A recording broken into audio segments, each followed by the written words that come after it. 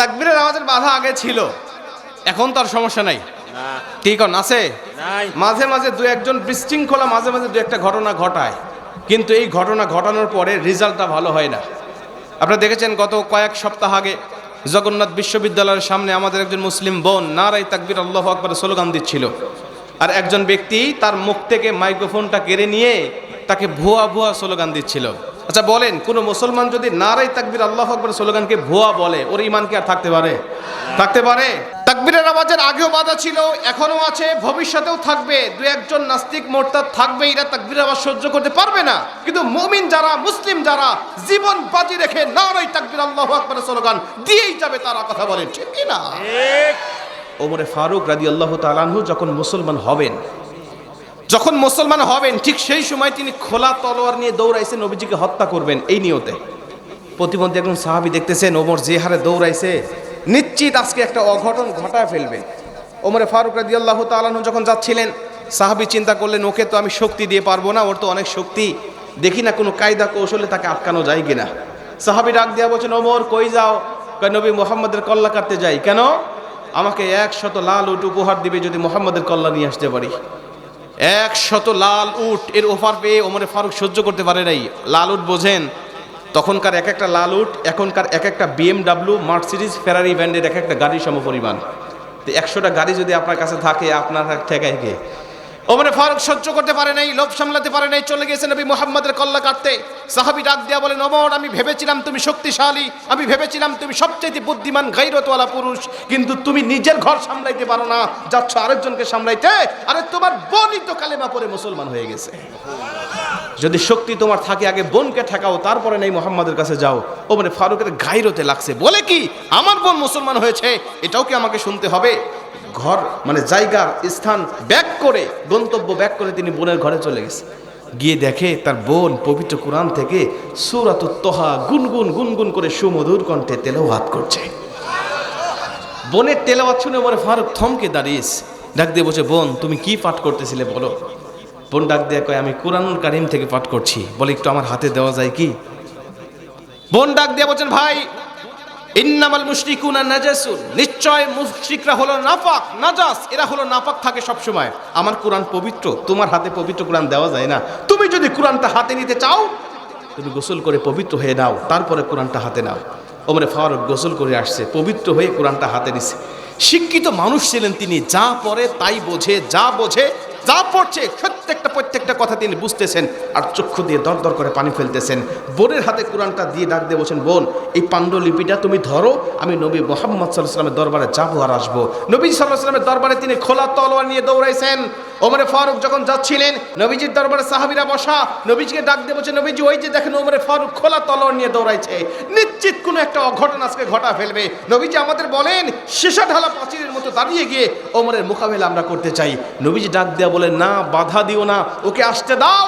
এই মুহূর্তে জিব্রাইল এসে আমাকে বলে গেল ও আমার হাতে হাত থেকে কালেমা পড়ে মুসলমান হওয়ার জন্য আসতেছে, ওকে জায়গা করে দাও, বাধা দিও না। ওমরে ফারুক আসছে, এসে ডাক দিয়ে বলছে, নবীজি একটা কথা জানতে চাই। এই যে তলোয়ারটা নিয়ে আসছিলাম আপনাকে হত্যা করার জন্য, নবীজি এখন তলোয়ারটা আপনার কদমে জমা দিয়ে আসছি।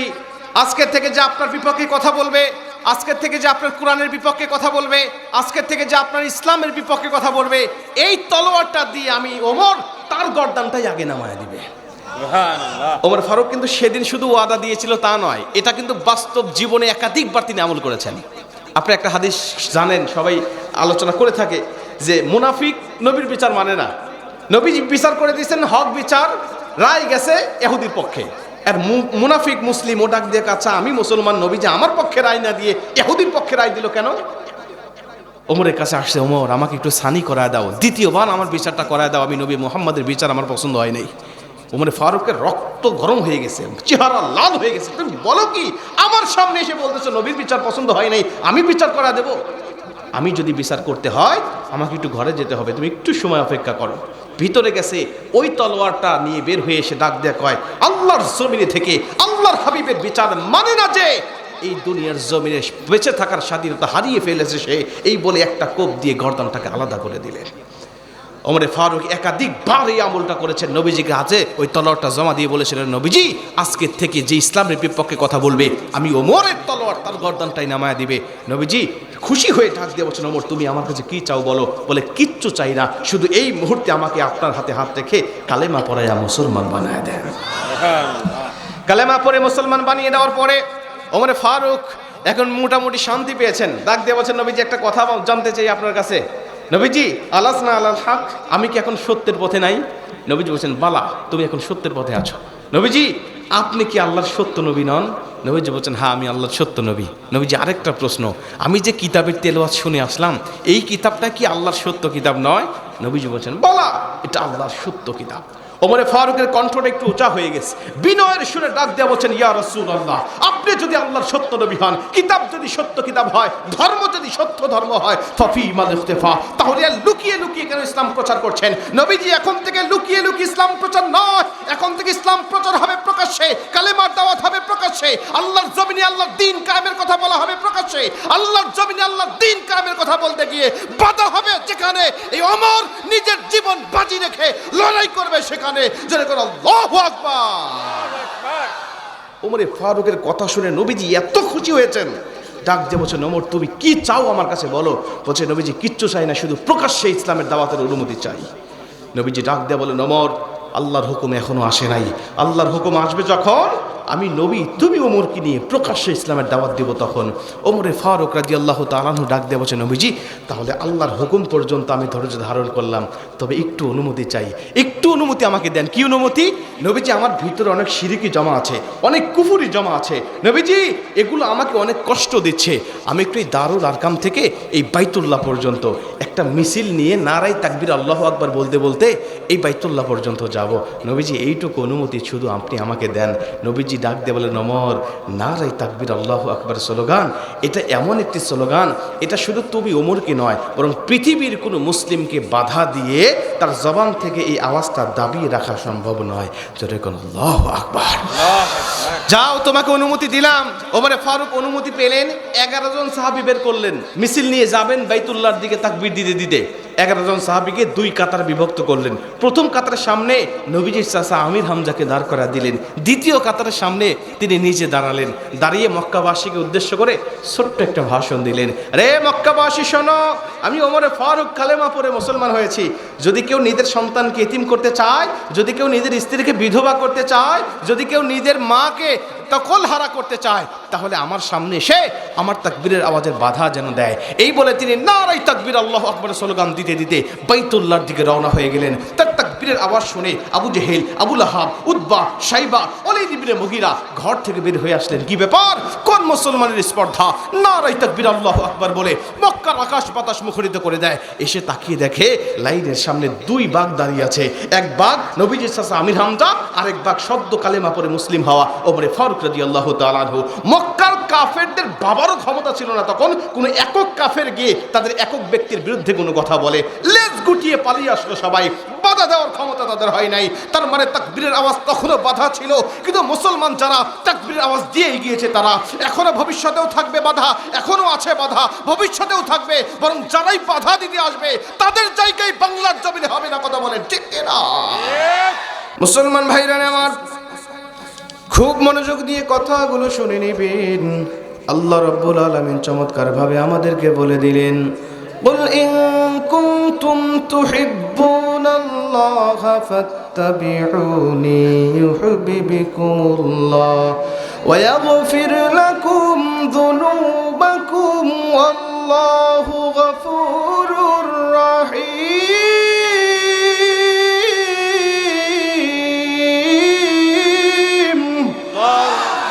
আরো জোরে কোন আল্লাহু আকবার।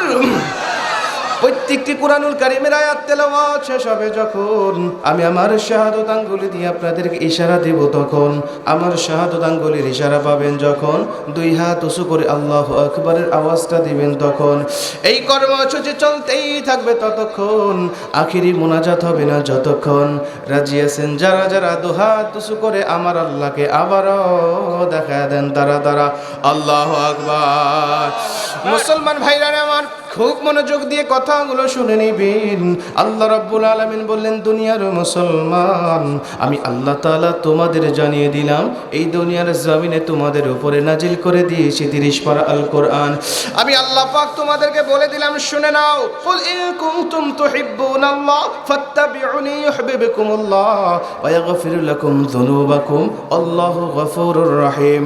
নবী আমার আপনার উম্মতগুলোকে বলে দেন, ওরা যদি আমাকে ভালোবাসতে চায়, ওরা যদি আমাকে মহব্বত করতে চায়, আমি আল্লাহ পাক তাদেরকে একটা ফর্মুলা জানিয়ে দিলাম, একটা শর্ত তাদেরকে জানিয়ে দিলাম। এই শর্তটা যদি তারা মানতে পারে, আমি আল্লাহ ইনস্ট্যান্ট তাদেরকে 2টা পুরস্কার দান করে দেব। এক নম্বরে আমি আল্লাহ রাব্বুল আলামিন ওদেরকে আমি আল্লাহ নিজেই ভালোবাসবো, ইউহিব্বুকুমুল্লাহ, আমি আল্লাহ নিজেই ভালোবাসবো। 2 নম্বরে ওয়া ইয়াগফির লাকুম যুনুবাকুম আল্লাহু গফুরুর রহিম, আমি আল্লাহ আপনার উম্মতগুলোকে এমন ভাবে ক্ষমা করব, সদ্যজাত ভূমিষ্ঠ শিশু যেমন মায়ের পেট থেকে নিষ্পাপ হয়ে জন্মগ্রহণ করে, আমি আল্লাহ আপনার উম্মতগুলোকে ঠিক সেভাবেই নিষ্পাপ করে দিব। জোরে কোন সুবহানাল্লাহ। আল্লাহ পাক বলেন, নবী আমার সেই কাজটা হলো একটা, শুধু ফাত্তাবিউনি, আপনাকে শুধু অনুকরণ করবে, আপনাকে অনুসরণ করবে, আপনার দেখানো পথ তারা অনুসরণ করবে। আপনি যেভাবে চলতে বলেছেন তারা ঠিক সেভাবেই চলতে থাকবে, আপনি যেভাবে বলবেন ঠিক সেভাবেই তারা মেনে নেবে। আমি আল্লাহ বলে দিলাম, এইটা যদি তারা অনুসরণ আর অনুকরণ করতে পারে, আমি আল্লাহ পাক তাদের জীবনের উপরে খুশি হয়ে যাব। নবীজি বলেন, আল্লাহ পাক যখন কোনো ব্যক্তির জন্য খুশি হয়ে যায়, ওই ব্যক্তির ঠিকানা যদিও থাকে জাহান্নামের তালিকা, আল্লাহ মুহূর্তের মধ্যেই তাকে জান্নাতের ঠিকানায় করে দেয়। জোরে কোন সুবহানাল্লাহ। আল্লাহ যদি আপনার উপর খুশি হয়, আপনি আল্লাহ পাক বলছেন আমি নিজে ভালোবাসি, আর 2 নম্বরে আমি আল্লাহ তাদেরকে জীবনে সব গুনাহগুলো মাফ করে দেই। তাহলে পাচ্ছি আমরা 2টা বেনিফিট। কাজ করতে হবে কয়টা? একটা। নবীজিকে শুধু অনুকরণ করতে হবে, ফাত্তাবিউনি, এই একটা অনুসরণ, একটা কাজ করতে পারলেই আপনার সব জীবনে গুনাহ মাফ হবে এবং আল্লাহর ভালোবাসা আপনি পেয়ে যাবেন। আপনাদেরকে সুসংবাদ দিয়ে আমরা আলোচনাটা শুরু করি। একটা মনে রাখেন, আল্লাহ পাক আজকে গত কয়েকদিন আগে একটা রিপোর্ট পড়তেছিলাম, যে রিপোর্টের তথ্য হলো 2010 সাল থেকে নিয়ে 2020 সাল পর্যন্ত কত বছর গেছে ভাই?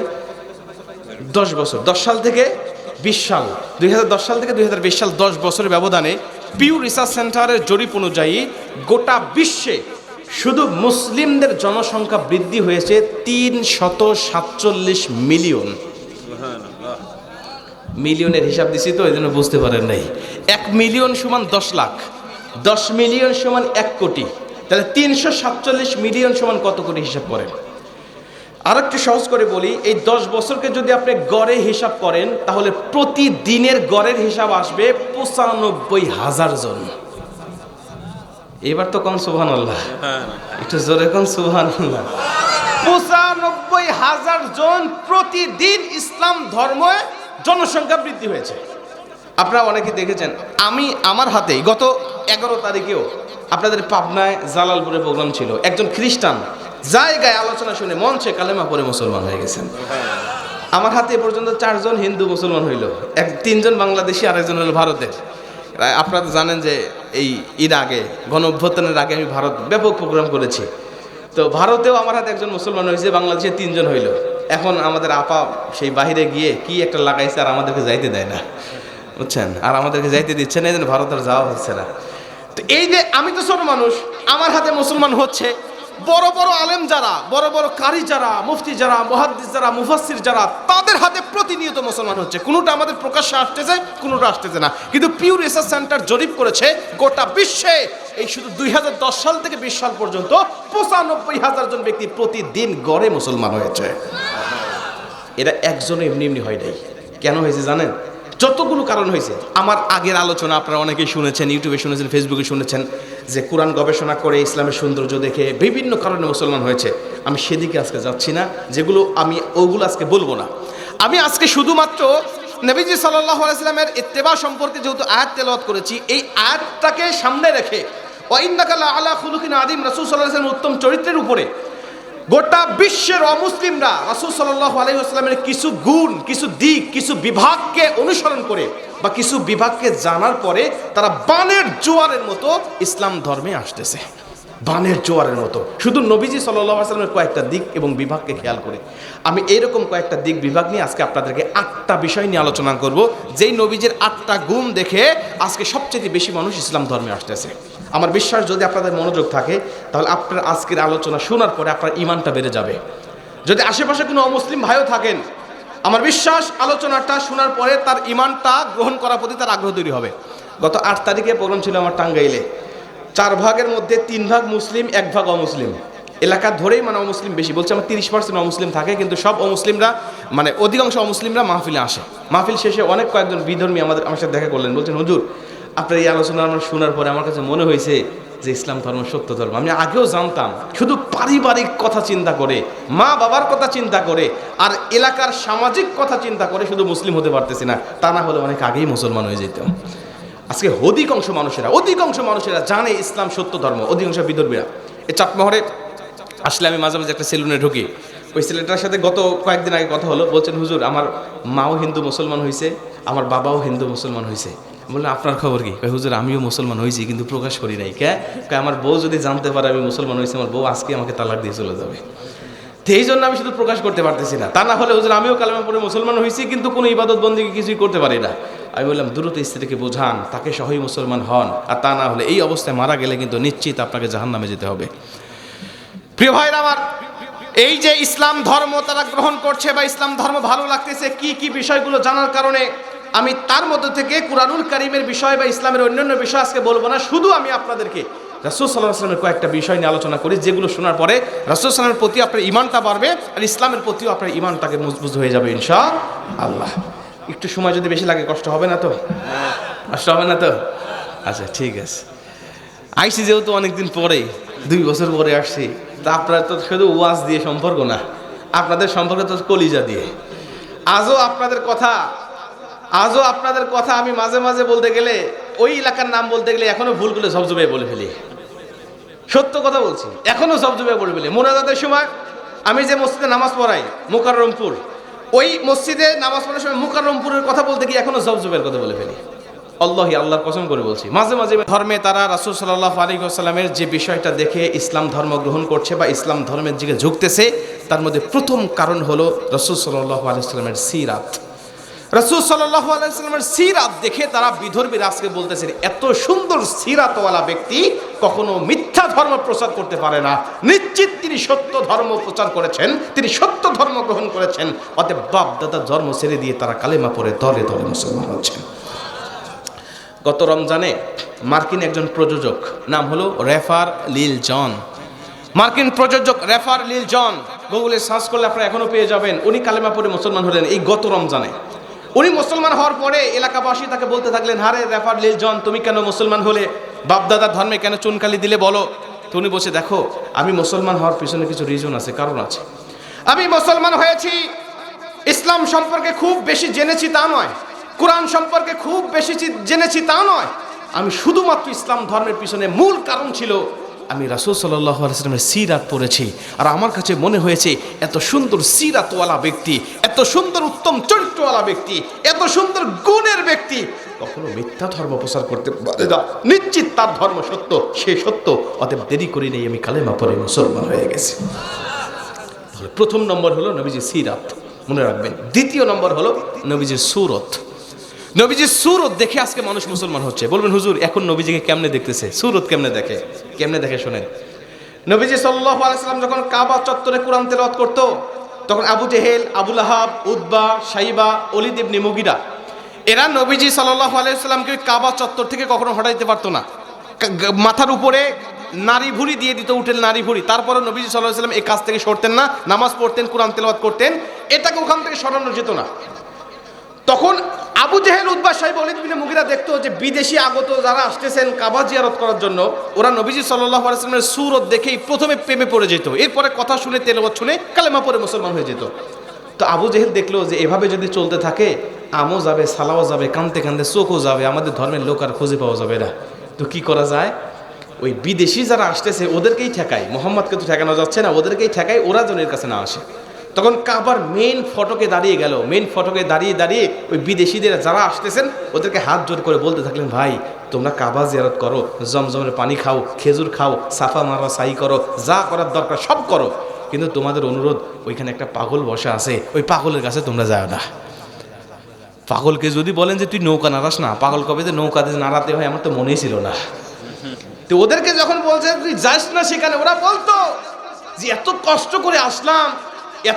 করে আসলাম কাবা জিয়ারত করার জন্য, আর মক্কার বড় বড় লিডাররা যেই পাগলের অ্যাডভাইস করছে, যেই পাগলের কাছে যেতে নিষেধ করছে, মক্কার সবচেয়ে বড় বড় লিডাররা নিশ্চিত এ যদি পাগলও হয় এটা সাধারণ পাগল হবে না, অসাধারণ পাগল হবে। তো আসছে যখন কষ্ট করে, কিছু করিয়া না করে পাগলকে দেখতেই হবে। তখন কাবা চত্বরে কাবা জিয়ারত করার পরে জমজমের পানি টানি খায়া একদম ফ্রেশ মুড নিয়ে চলে যাইতো নবীজিকে দেখার জন্য। নবীজির কাছে যাওয়ার পরে ফার্স্ট লুক, প্রথম পলকেই একটা শক খাইতো অন্তরের মধ্যে, আর বলতো এটা কি কখনো পাগল হতে পারে, এটা কি কখনো পাগল হতে পারে, যার সুরত এত সুন্দর, তার পোশাক এত সুন্দর, যার কথা এত সুন্দর, যার তেলাওয়াত এত সুন্দর, নিশ্চিত তার ধর্ম সুন্দর, নিশ্চিত তার ধর্ম সুন্দর। দেব বাপদাদা ধর্ম ছেড়ে দিয়ে দলে দলে কালেমা পড়ে মুসলমান হয়ে যা, দলে দলে মুসলমান হয়ে যেত। নবীজি সুরত দেখার কেউ ঠিক থাকতে পারতো না। এখন ওই সুরতটা দেখে দেখে মানুষ কালেমা পড়ে মুসলমান হচ্ছে। কেমনে? ওই সুরতের কথা হুবহুব বিভিন্ন হাদিসের মধ্যে বর্ণনা হয়েছে।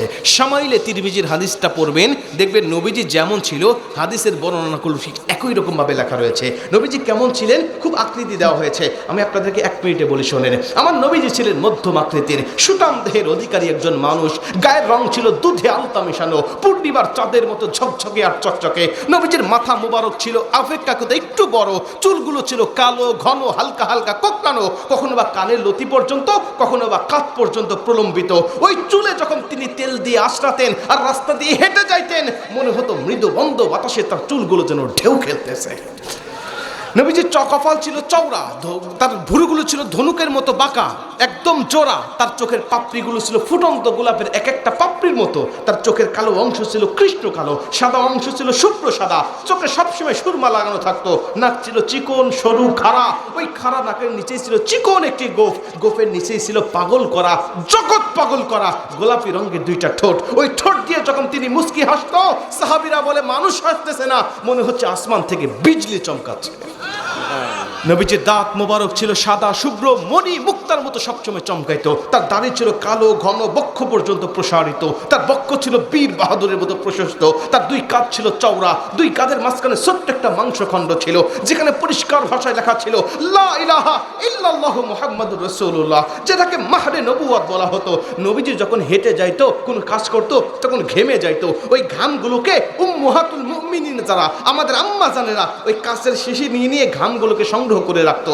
কখনো বা বিয়ের দিনে, কখনো বা ঈদের দিনে ওই ঘামগুলোকে আতর হিসাবে, পারফিউম হিসাবে ব্যবহার করতো। নবীজি সুরত বর্ণনা করলে সারা রাত বসে বসে শুনবেন যে এটা কোনো মানুষের সুরত হতে পারে না। আমার নবীজির সাহাবীরা বলেন, আমাদের বাড়িতে আসলে আমাদের ক্ষুধার যন্ত্রণা সহ্য হতো না। 3 দিন 5 দিন 7 দিন পর্যন্ত আগুন জ্বলে পেটে খাবার নাই। নবীজির দরবারে যখন যাইতাম, নবীজির সুরত দেখার সঙ্গে সঙ্গে সব ক্ষুধার কথা বলে যাইতাম। মুহূর্তের মধ্যেই আমরা মনে হতো যে কেবলে পেট পূর্ণ করে খাবার খেয়েছি। মুসলমান ভাইরা আমার, নবীজি সাল্লাল্লাহু আলাইহি ওয়াসাল্লামের সুরত দেখে মানুষ মুসলমান হয়েছে। এখন শামাইলে তিরমিজির হাদিস আকারে সেই সুরতগুলো হুবহুব ভাবে বর্ণনা হয়েছে। আর বিদর্বীরা যখন সেই শামাইলে তিরমিজির হাদিসগুলো পড়তেছে, তারা বলতেছে এত সুরতওয়ালা ব্যক্তিরা কখনো মিথ্যা ধর্ম প্রচার করতে পারে না। নিশ্চিত তিনি আল্লাহ পাকের পক্ষ থেকে কুদরতি আল্লাহ পাক কুদরতি ভাবে তাকে সৃষ্টি করেছিলেন। আল্লাহ পাক তাকে সুন্দর যত্ন করে দুনিয়ার জমিনে পাঠিয়েছিলেন। তার চরিত্র সুন্দর, তার সুরত সুন্দর, তার সিরাত সুন্দর। অতএব ওই ধর্মটাই সত্য ধর্ম হতে পারে। নবীজির সুরতের উপর আকৃষ্ট হয়ে কালেমা পড়ে মুসলমান হয়ে যাচ্ছে। জোরে কোন সুবহানাল্লাহ। তাহলে 1 নম্বর ছিল সিরাত, 2 নম্বর ছিল সুরত, 3 নম্বর হলো নবীজির উত্তম চরিত্র। উত্তম চরিত্র, কত উত্তম চরিত্র! নবীজির চরিত্রের কথা বলতে গিয়ে আল্লাহ নিজে তার সিফতি নাম ব্যবহার করেছেন, ওয়া ইন্নাকা লাআলা খুলুকিন আযীম। আল্লাহ আদম আলাইহিস সালাতু ওয়াস সালাম থেকে নিয়ে আজ পর্যন্ত কোনো ব্যক্তির শানে নিজের সিফতি নাম ব্যবহার করেন নাই। কিন্তু আমার নবীর কথা বলতে গিয়ে আল্লাহ নিজের সিফতি নাম ব্যবহার করে তার চরিত্রের সার্টিফিকেট দিয়েছেন। যেটা কোন সুবহানাল্লাহ। শুধু তাই নয়, আপনারা অবাক হবেন। আপনাদেরকে যদি বলি ভাই আপনার নাম কি, আপনি বলতে পারবেন? ভাই আপনার দাদার নাম কি বলতে পারবেন? ভাই আপনার দাদার বাবার নাম কি আপনি বলতে পারবেন? নিজের নাম, বাবার নাম, দাদার নাম, দাদার বাবার নাম আমাদের অনেকের মনে আছে, কিন্তু যদি বলে আপনার দাদার নাম কি বলেন তো দেখি, অনেক মানুষ বলেন হুজুর মনে নেই। যদি বলে আপনার দাদার নাম কি বলেন, বলেন হুজুর জীবনেও শুনি নেই। ঠিক না বেটি? 7 পুরুষ পরে কারো মনে আছে? 5 পুরুষের তো অনেকের মনে নেই, 7 পুরুষই মনে নেই। কিন্তু আমার নবীর উত্তম চরিত্র বোঝানোর জন্য, তার চরিত্রে যেন কেউ কোনো কালেমা লেপন না করতে পারে, এজন্য আমার নবীর বাবার নাম থেকে নিয়ে আদম আলাইহিস সালাতু ওয়াস সালাম পর্যন্ত প্রত্যেকটা ব্যক্তির নাম আজও সিরাতে খাতামুল আম্বিয়ার মধ্যে আল্লাহ লিপিবদ্ধ করে রেখে দিয়েছেন। আমি বলি এক মিনিটে শোনেন। আমার নবী মুহাম্মদুর রাসূলুল্লাহ সাল্লাল্লাহু আলাইহি ওয়াসাল্লাম, মুহাম্মদ সাল্লাল্লাহু আলাইহি ওয়াসাল্লাম পিতা আব্দুল্লাহ, আব্দুল্লাহর পিতা আব্দুল মুত্তালিব, আব্দুল মুত্তালিবের পিতা হাশিম, হাশিমের পিতা আব্দে মানাফ, আব্দে মানাফের পিতা কুসাই, কুসাইয়ের পিতা কিলাব, কিলাবের পিতা মুররা, মুররা পিতা কাব, কাবের পিতা লুয়াই, লুয়াইয়ের পিতা গালিব, গালিবের পিতা ফেহর, ফেহরের পিতা মালিক, মালিকের পিতা নাদর, আর নাদরের পিতা কিনানা, কিনানার পিতা খুজাইমা, খুজাইমার পিতা মুদ্রিকা, মুদ্রিকার পিতা ইলিয়াস, ইলিয়াসের পিতা মুদার, মুদারের পিতা নিজার, নিজারের পিতা মাআদ, মাআদের পিতা আদনান, আদনানের পিতা আওয়াদ, আওয়াদের পিতা হামাইসা, হামাইসার পিতা সালামান, সালামানের পিতা আউজ, আউজের পিতা বাউজ, বাউজের পিতা কামওয়াল, কামওয়ালের পিতা উবাইদ, উবাইদের পিতা দাহা, আদ-দাহার পিতা হামদান, হামদানের পিতা সানবার, সানবারের পিতা ইয়াসরাবি, ইয়াসরাবির পিতা ইয়াহজিন, ইয়াহজিনের পিতা ইয়ালহান, ইয়ালহানের পিতা ইয়ারাউহা, ইয়ারাউহার পিতা আইসি, আইজির পিতা জিশান, জিশানের পিতা আইসার, আইসারের পিতা আফনাদ, আফনাদের পিতা আইহাম, আইহামের পিতা মুকাসির, মুকাসিরের পিতা নাহিস, নাহিসের পিতা জারি, জারির পিতা সামি, সামির পিতা মাজি, মাজির পিতা ইওয়াদ, ইওয়াদের পিতা ইরাম, ইরামের পিতা হিদার, হিদার পিতা হযরত ইসমাঈল আলাইহিস সালাতু ওয়াস সালাম, ইসমাঈল আলাইহিস সালাতু ওয়াস সালাম পিতা হযরত ইব্রাহিম আলাইহিস সালাতু ওয়াস সালাম, ইব্রাহিম আলাইহিস সালাতু ওয়াস সালাম পিতা আযর, আযরের পিতা নাহুর, নাহুরের পিতা সারুজ, সারুজের পিতা রাউ, রাউর পিতা ফাহিজ, ফাহিজের পিতা আবির, আবিরের পিতা আফরাহশাদ, আফরাহশাদের পিতা শাম, শামের পিতা হযরত নূহ আলাইহিস সালাতু ওয়াস সালাম, নূহ আলাইহিস সালাতু ওয়াস সালাম পিতা লামিক, লামিকের পিতা মাতুসালিক, মাতুসালিকের পিতা হযরত ইদ্রিস আলাইহিস সালাতু ওয়াস সালাম, ইদ্রিস আলাইহিস সালাতু ওয়াস সালাম পিতা ইয়ারিদ, ইয়ারিদের পিতা মালহালিল, মালহালিলের পিতা কিনান, কিনানের পিতা আনাস, আনাসের পিতা হযরত শীশ আলাইহিস সালাতু ওয়াস সালাম, শীশ আলাইহিস সালাতু ওয়াস সালাম পিতা হযরত আদম আলাইহিস সালাতু ওয়াস সালাম। জোরে কোন আল্লাহু আকবার।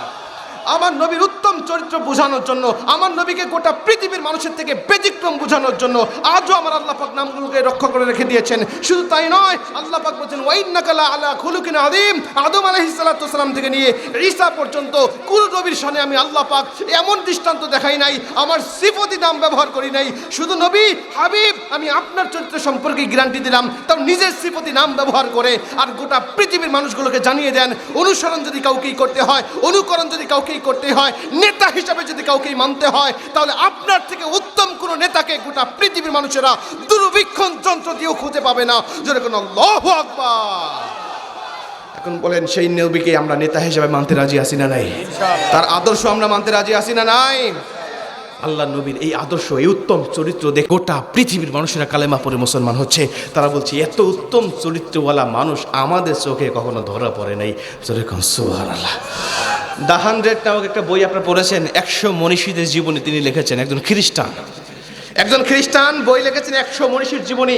উনি বলছেন আমি খ্রিস্টান হওয়ার পরেও আমি আমার ধর্মীয় বিভিন্ন নেতাদের নাম আমি এখানে লিখেছি, কিন্তু কোনো নেতার নাম আমি আমার বইয়ের শুরুতে দিতে পারি নাই। আমি চিন্তা করলাম সবচেয়ে উত্তম নেতা যিনি, তার নামটা আমি আমার বইতে শুরুতে দেব।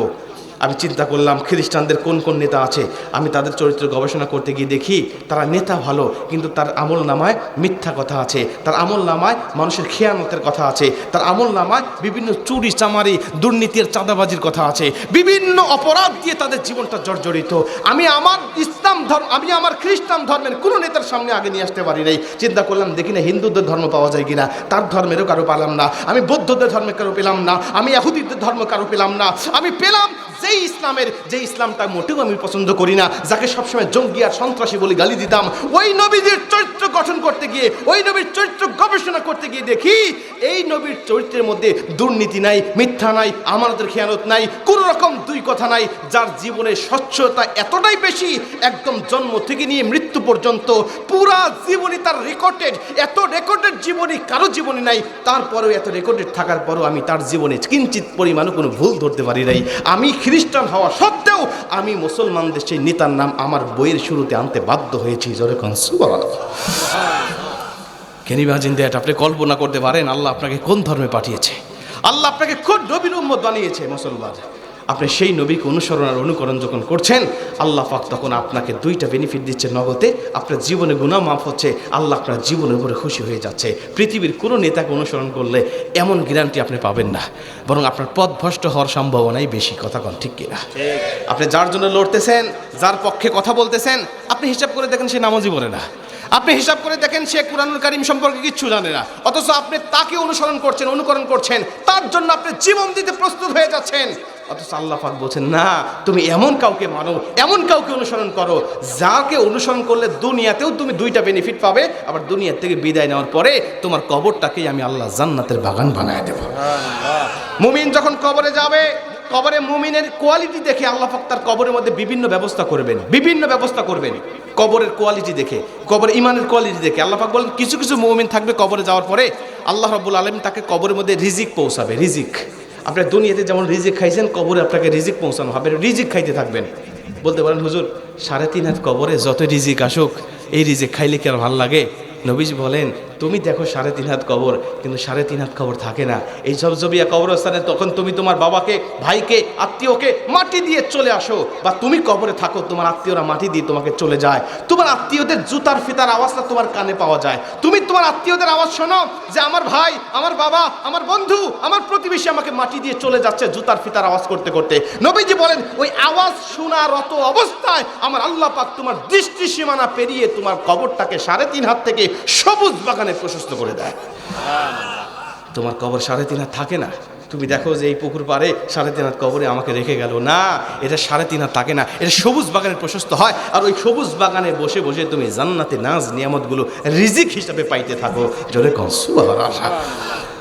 কারা পাবে এই রিজিক জানেন? আমি বলতেছি আলোচনার মাঝে, কারা পাবে এই রিজিকটা? নবীজি বলেন সবাইকে রিজিক দেওয়া হবে না।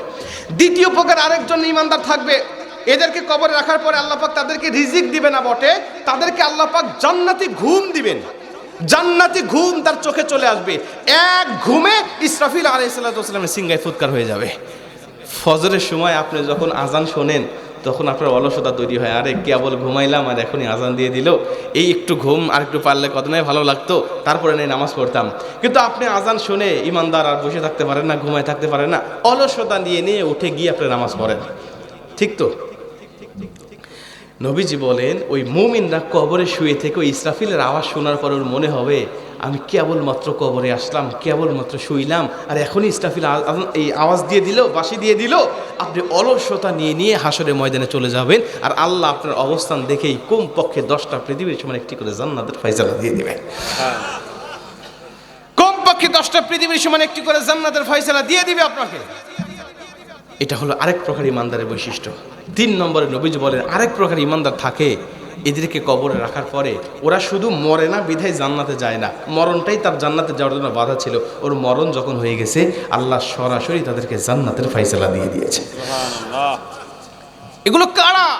নবীজিকে অনুসরণ আর অনুকরণ করবে যারা, নবীজি সাল্লাল্লাহু আলাইহি ওয়াসাল্লামকে যারা অনুসরণ করবে, অনুকরণ করবে, আল্লাহ পাক তাদেরকে দুনিয়ার জমিনে তো বেনিফিট দিচ্ছে, কবরেও দিবে, হাসরেও দিবে, মিজানেও দিবে, ফুলসিরাতেও দিবে, এবং সর্বশেষ তাকে কমপক্ষে 10টা পৃথিবীর সমান একটি করে জান্নাতের মধ্যে আল্লাহ ঢুকায় দেবে। নেক কাজের প্রতিযোগিতা করে যারা, আল্লাহ পাক তাদেরকে গ্যারান্টি দিয়েছেন জান্নাতের। ওয়াসারিউ ইলা মাগফিরাতিম মির রাব্বিকুম ওয়া জান্নাতিন আরদুহাস সামাওয়াতু ওয়াল আরদ। আল্লাহ পাক বলেন তোমরা দৌড়াও, তোমরা দৌড়াও। কোথায় দৌড়াবে? ইলা মাগফিরাতিম মির রাব্বিকুম, আমার রবের ক্ষমার দিকে তোমরা দৌড়াও, আমি রবের ক্ষমার দিকে তোমরা দৌড়াও। যদি দৌড়াইতে পারো, আমি আল্লাহ পাক বলছি তোমাদেরকে আসমান জমিনের মধ্যবর্তী ফাঁকা জায়গা সমপরিমাণ জান্নাতের সুসংবাদ আমি আল্লাহ তোমাদেরকে দান করে দিলাম। ভাই, আসমান জমিনের ফাঁকা জায়গায় সবুজ পরিমাণ জান্নাতের গ্যারান্টি আল্লাহ আপনাকে দিচ্ছে, যদি রবের ক্ষমার দিকে আপনি দৌড়াইতে পারেন, মানে প্রতিযোগিতা করতে পারেন। হেঁটে হেঁটে তো আর প্রতিযোগিতা হয় না, দৌড়ায় দৌড়ায় প্রতিযোগিতা হয়। প্রতিযোগিতা কেমনে করতে হয় দেখেন, আমি ছোট্ট একটা ঘটনা বলি আপনাদের, একটা হাদিস বলি, আপনাদের খুব ভালো লাগবে। নেক আমলের প্রতিযোগিতা সাহাবীরা করতো, সাহাবীদের স্বামী স্ত্রীদের মধ্যে নেক আমলের প্রতিযোগিতা হইতো, নেক আমলের প্রতিযোগিতা নিয়েই তারা বেঁচে থাকতো। একজন সাহাবী যদি 5 ওয়াক্ত নামাজ পড়তে গিয়ে দেখা যাচ্ছে 1 ওয়াক্ত নামাজ সে মানে জামাত কাজা হয়ে গেছে, আরেকজন সাহাবী চিন্তা করলো ওর নামাজ কাজা হয়েছে, আমি যদি ওইরকম কাজা করি তাহলে তো আমার ওর সমপরিমাণ থাকতেছি, আমি কিভাবে নামাজটা ফিল আপ করি। একজন সাহাবী তাহাজ্জুদ পড়েছে 2 রাকাত, ও চিন্তা করতে ওর থেকে একটু বেশি পড়বো, আমি তো পড়বো 4 রাকাত। একজন সাহাবী একজনকে একদিন সালাম দিয়েছে 10 জনকে, ও চিন্তা করতে আমি সালাম দেবো 10 জন 20 জনকে। এভাবে সবসময় কিন্তু নেক কাজের প্রতিযোগিতা করতো। আবু বকর রাদিয়াল্লাহু তাআলা আনহু যখন প্রেসিডেন্ট, যখন খলিফা, ওই সময় তিনি একটা নিয়ম করেছিলেন যে মদিনায় যত অসুস্থ বিধবা, একদম দুস্থ গরিব যে মহিলাগুলো আছে, যাদের কোনো আত্মীয় নাই, যাদের কোনো পরিবারের সেবা করার মতো কোনো লোক নাই, দেখভাল করার মতো কোনো লোক নাই, তাদের নাম লেখে লেখে মসজিদে নববীর সাথে একটা চার্ট টানা রাখছিল যে এই বুড়ি মহিলাদের বা বিধবা বা অসহায় মহিলাদের নামের পাশে যে সাহাবী স্বেচ্ছায় খেদমত করতে চাইবে তার নামটা নামের পাশে লিখে দিবে, তাহলে পরবর্তী ওই সাহাবী, অন্য কোনো সাহাবী ওই নামটা বুক করবে না, পরবর্তী অন্য কোনো নাম বুক করবে। এভাবে চার্ট টানা দিয়ে রাখলো। সব সাহাবীরা একজন একজন মুরব্বীর দায়িত্ব নিল যে তার খেদমতটা আমরা করে দেবো, যেহেতু তার ছেলে মেয়ে নেই, দেখাশোনার মতো কেউ নাই, আমরা খেদমত করবো। হযরত ওমর ফারুক রাদিয়াল্লাহু তাআলা তখন মক্কার মদিনার বিচারপতি, তিনি ছিলেন বাহিরে। তিনি যখন আসলেন, এসে দেখেন যে এই কাজ করা হয়েছে, তিনি খুব খুশি হলেন। চিন্তা করলেন সব সাহাবীরা তো একজন একজন বিধবার দায়িত্ব নিছে, আমি ওমর আর বাদ থাকবো কেন, আমিও একজনের দায়িত্ব নেই। এই চিন্তা ভাবনা করে তিনি চার্ট খুঁজতে গেলেন, গিয়ে দেখে সব নাম বুক হয়ে গেছে, কোনো মহিলা খালি নাই, নিচে একজন মহিলার নাম এখনো বুক হয় নাই, শুধু সেটাই খালি আছে। ওমর ফারুক তড়িঘড়ি করে ওই নামটা ধরে সেই মহিলার কাছে চলে গেলেন, গিয়ে ডাক দিয়ে বলছেন, মা, আমি ওমর ফারুক এসেছি আপনার খেদমত করার জন্য, আপনি বলেন কি কি কাজ করতে হবে, আমি আপনার কাজগুলো করে দিয়ে যাই। বুড়ি মহিলা ডাক দিয়ে গেলে, বাবা তুমি চলে যাও, প্রতিদিন যে আল্লাহর বান্দা আমার কাজগুলো করে দিয়ে যায়, ইতিমধ্যেই সে বান্দা আমার কাজগুলো করে দিয়ে চলে গেছে। জোরে কোন সুবহানাল্লাহ। ওমর ফারুক চিন্তা করলেন, তাহলে তো আজকে যেহেতু করে দিয়ে গেছে, আগামীকালকে সকালে আসবো, ফজরের নামাজ পড়েই চলে আসবো। ওমর ফারুক রাদিয়াল্লাহু তাআলা সকালে আসলেন, ফজর নামাজ পড়ে এসে ডাক দিয়ে বলছেন, বুড়ি মহিলা কোনো কাজ করতে হবে, আমাকে বলেন কোন কোন কাজ করতে হবে।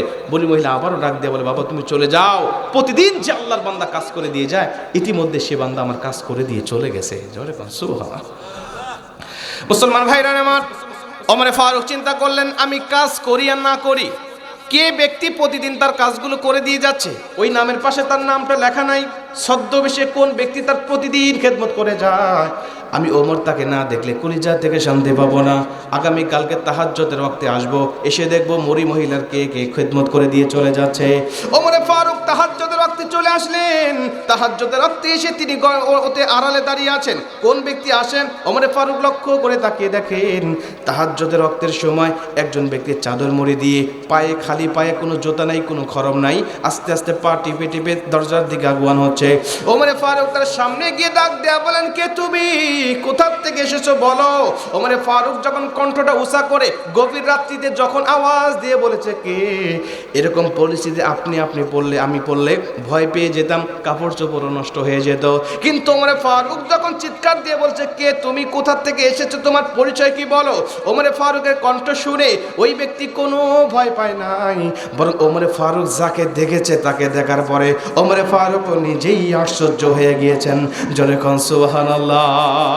ওমর ফারুক তাকিয়ে দেখেন ইনি দুনিয়ার কোনো সাধারণ মানুষ নয়, তিনি বর্তমান রানিং প্রেসিডেন্ট, রানিং খলিফা হযরতে আবু বকর রাদিয়াল্লাহু তাআলা আনহু, নিজেই মহিলার খেদমত করে দিয়ে চলে যায়।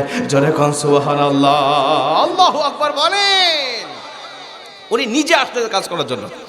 আবু বকর রাদিয়াল্লাহু তাআলাকে দেখে ওমর ফারুক তো অবাক, ডাক দিয়ে বলে, ভাই আপনি রাষ্ট্রের কাজ করেন সারাদিন, আর রাত্রিবেলা একটু আপনি ঘুমাবেন, এই ঘুমটার থেকেও আপনি সময় বের করে মহিলার খেদমত করে যাচ্ছেন প্রতিদিন, আপনি কি আমাদেরকে বলতে পারেন না, আমরা না কাজ করে দিয়ে যাইতাম। ওমর ফারুকের কথা শুনে আবু বকর রাদিয়াল্লাহু তাআলা একটা উত্তর দিয়েছিল। উত্তরটা কি দিয়েছিল, এই কথাটা বলার আগে এই কথার ওয়েটটা আপনাকে জানতে হবে, তার ওয়েটটা জানার কারণে।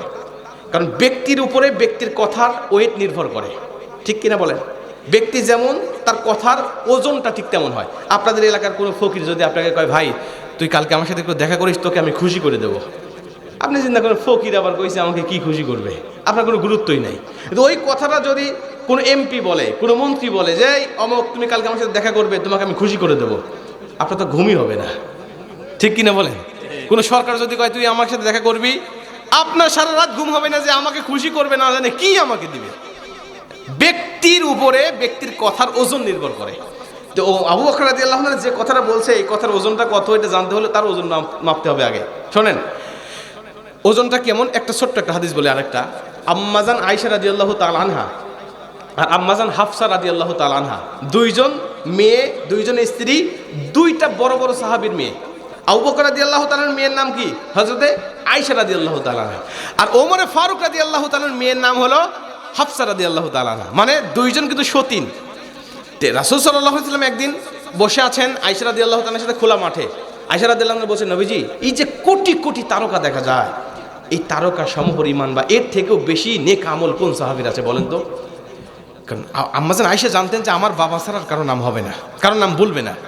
রাসূল সাল্লাল্লাহু আলাইহি ওয়াসাল্লাম বলে ফেললেন, কোনো চিন্তা ভাবনা না করে বলে ফেললেন যে আয়েশা, এই তারকা রাজি বা তারকার থেকেও বেশি পরিমাণ সওয়াব আল্লাহ পাক আমার ওমর রাদিয়াল্লাহু তাআলা নামে দান করে দিয়েছেন। এখন ওমর রাদিয়াল্লাহু তাআলার একদিক থেকে আয়েশা রাদিয়াল্লাহু তাআলা সতীনের বাপ, তো মেয়েদের মধ্যে সতীনে একটু মন মালিন্য আছে না নাই? এমনিতে কিন্তু মন মালিন্য আছে।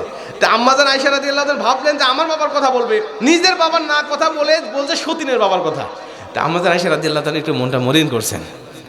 নিজের বাবার প্রশংসা অবশ্যই সবাই শুনতে চায়। আপনারা দেখবেন বইয়ের প্রশংসা করবেন, স্ত্রীর বাবার প্রশংসা করবেন, বাবার বাড়ির প্রশংসা করবেন, দেখবেন তরকারির স্বাদ বেড়ে গেছে অটোমেটিক। আর যদি বইয়ের দুর্নাম করেন বা বইয়ের বাবার দুর্নাম করেন, তাহলে দেখবেন আগামী এক সপ্তাহে সরকারের তরকারির কোনো রান্নাই স্বাদই হচ্ছে না। লবণ বেশি দিচ্ছে, নাই মরিচ বেশি দিচ্ছে। আমার জফের ভাই এইরকম সিচুয়েশন পড়তেছে, তো জফের ভাইয়ের সাথে কমেন্ট পড়ে গেছে। তো এইরকম পরিস্থিতি হয় নাই, লবণ কম হবে, লবণ বেশি হবে, ঝাল বেশি হবে, ঝাল কম হবে, এরকম অবস্থা হবে। কারণ ওদের প্রশংসা যত করবেন, মেয়ে মানুষকে আপনি শাসন করে, তাদেরকে আঘাত দিয়ে, মনে কষ্ট দিয়ে, গালিগালাজ করে, মার দিয়ে আপনি যতটুকু না সংশোধন করতে পারবেন, তার থেকে বেশি সংশোধন করতে পারবেন তার প্রশংসা করে, তার ভালো কাজের প্রশংসা করে। কথা কন ঠিক কিনা? তার ভালো কাজের প্রশংসা করবেন, অটোমেটিক চেঞ্জ হয়ে গেছে, আর যত তাকে রাগারাগি করবেন, তার সাথে গালিগালাজ করবেন, দেখবেন যে তত বেশি বাঁকা হয়ে যাচ্ছে। এই বাঁকাকে যখন জোর দিয়ে সোজা করতে যাবেন, তখন নবীজি বলছেন ও ভেঙে যাবে, ও আর সোজা হবে না।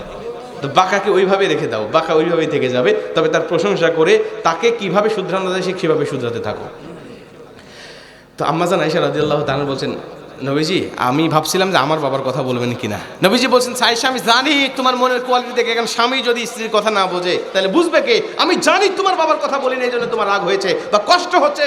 শোনো, তোমার বাবা আবু বকর সে তো সিরিয়ালের বাইরে। তোমার বাবা আবু বকরের সারা জীবনের আমল আর আমার উম্মতের সারা জীবনের আমল, গোটা পৃথিবীর উম্মতের সারা জীবনের আমল যদি অন্য পাল্লায় রাখা হয়, তোমার বাবা আবু বকরের আমল যদি অন্য পাল্লায় রাখা হয়, তোমার বাবার আমলটাই অনেক গুণে বেড়ে যাবে। যেরকম সুবহানাল্লাহ।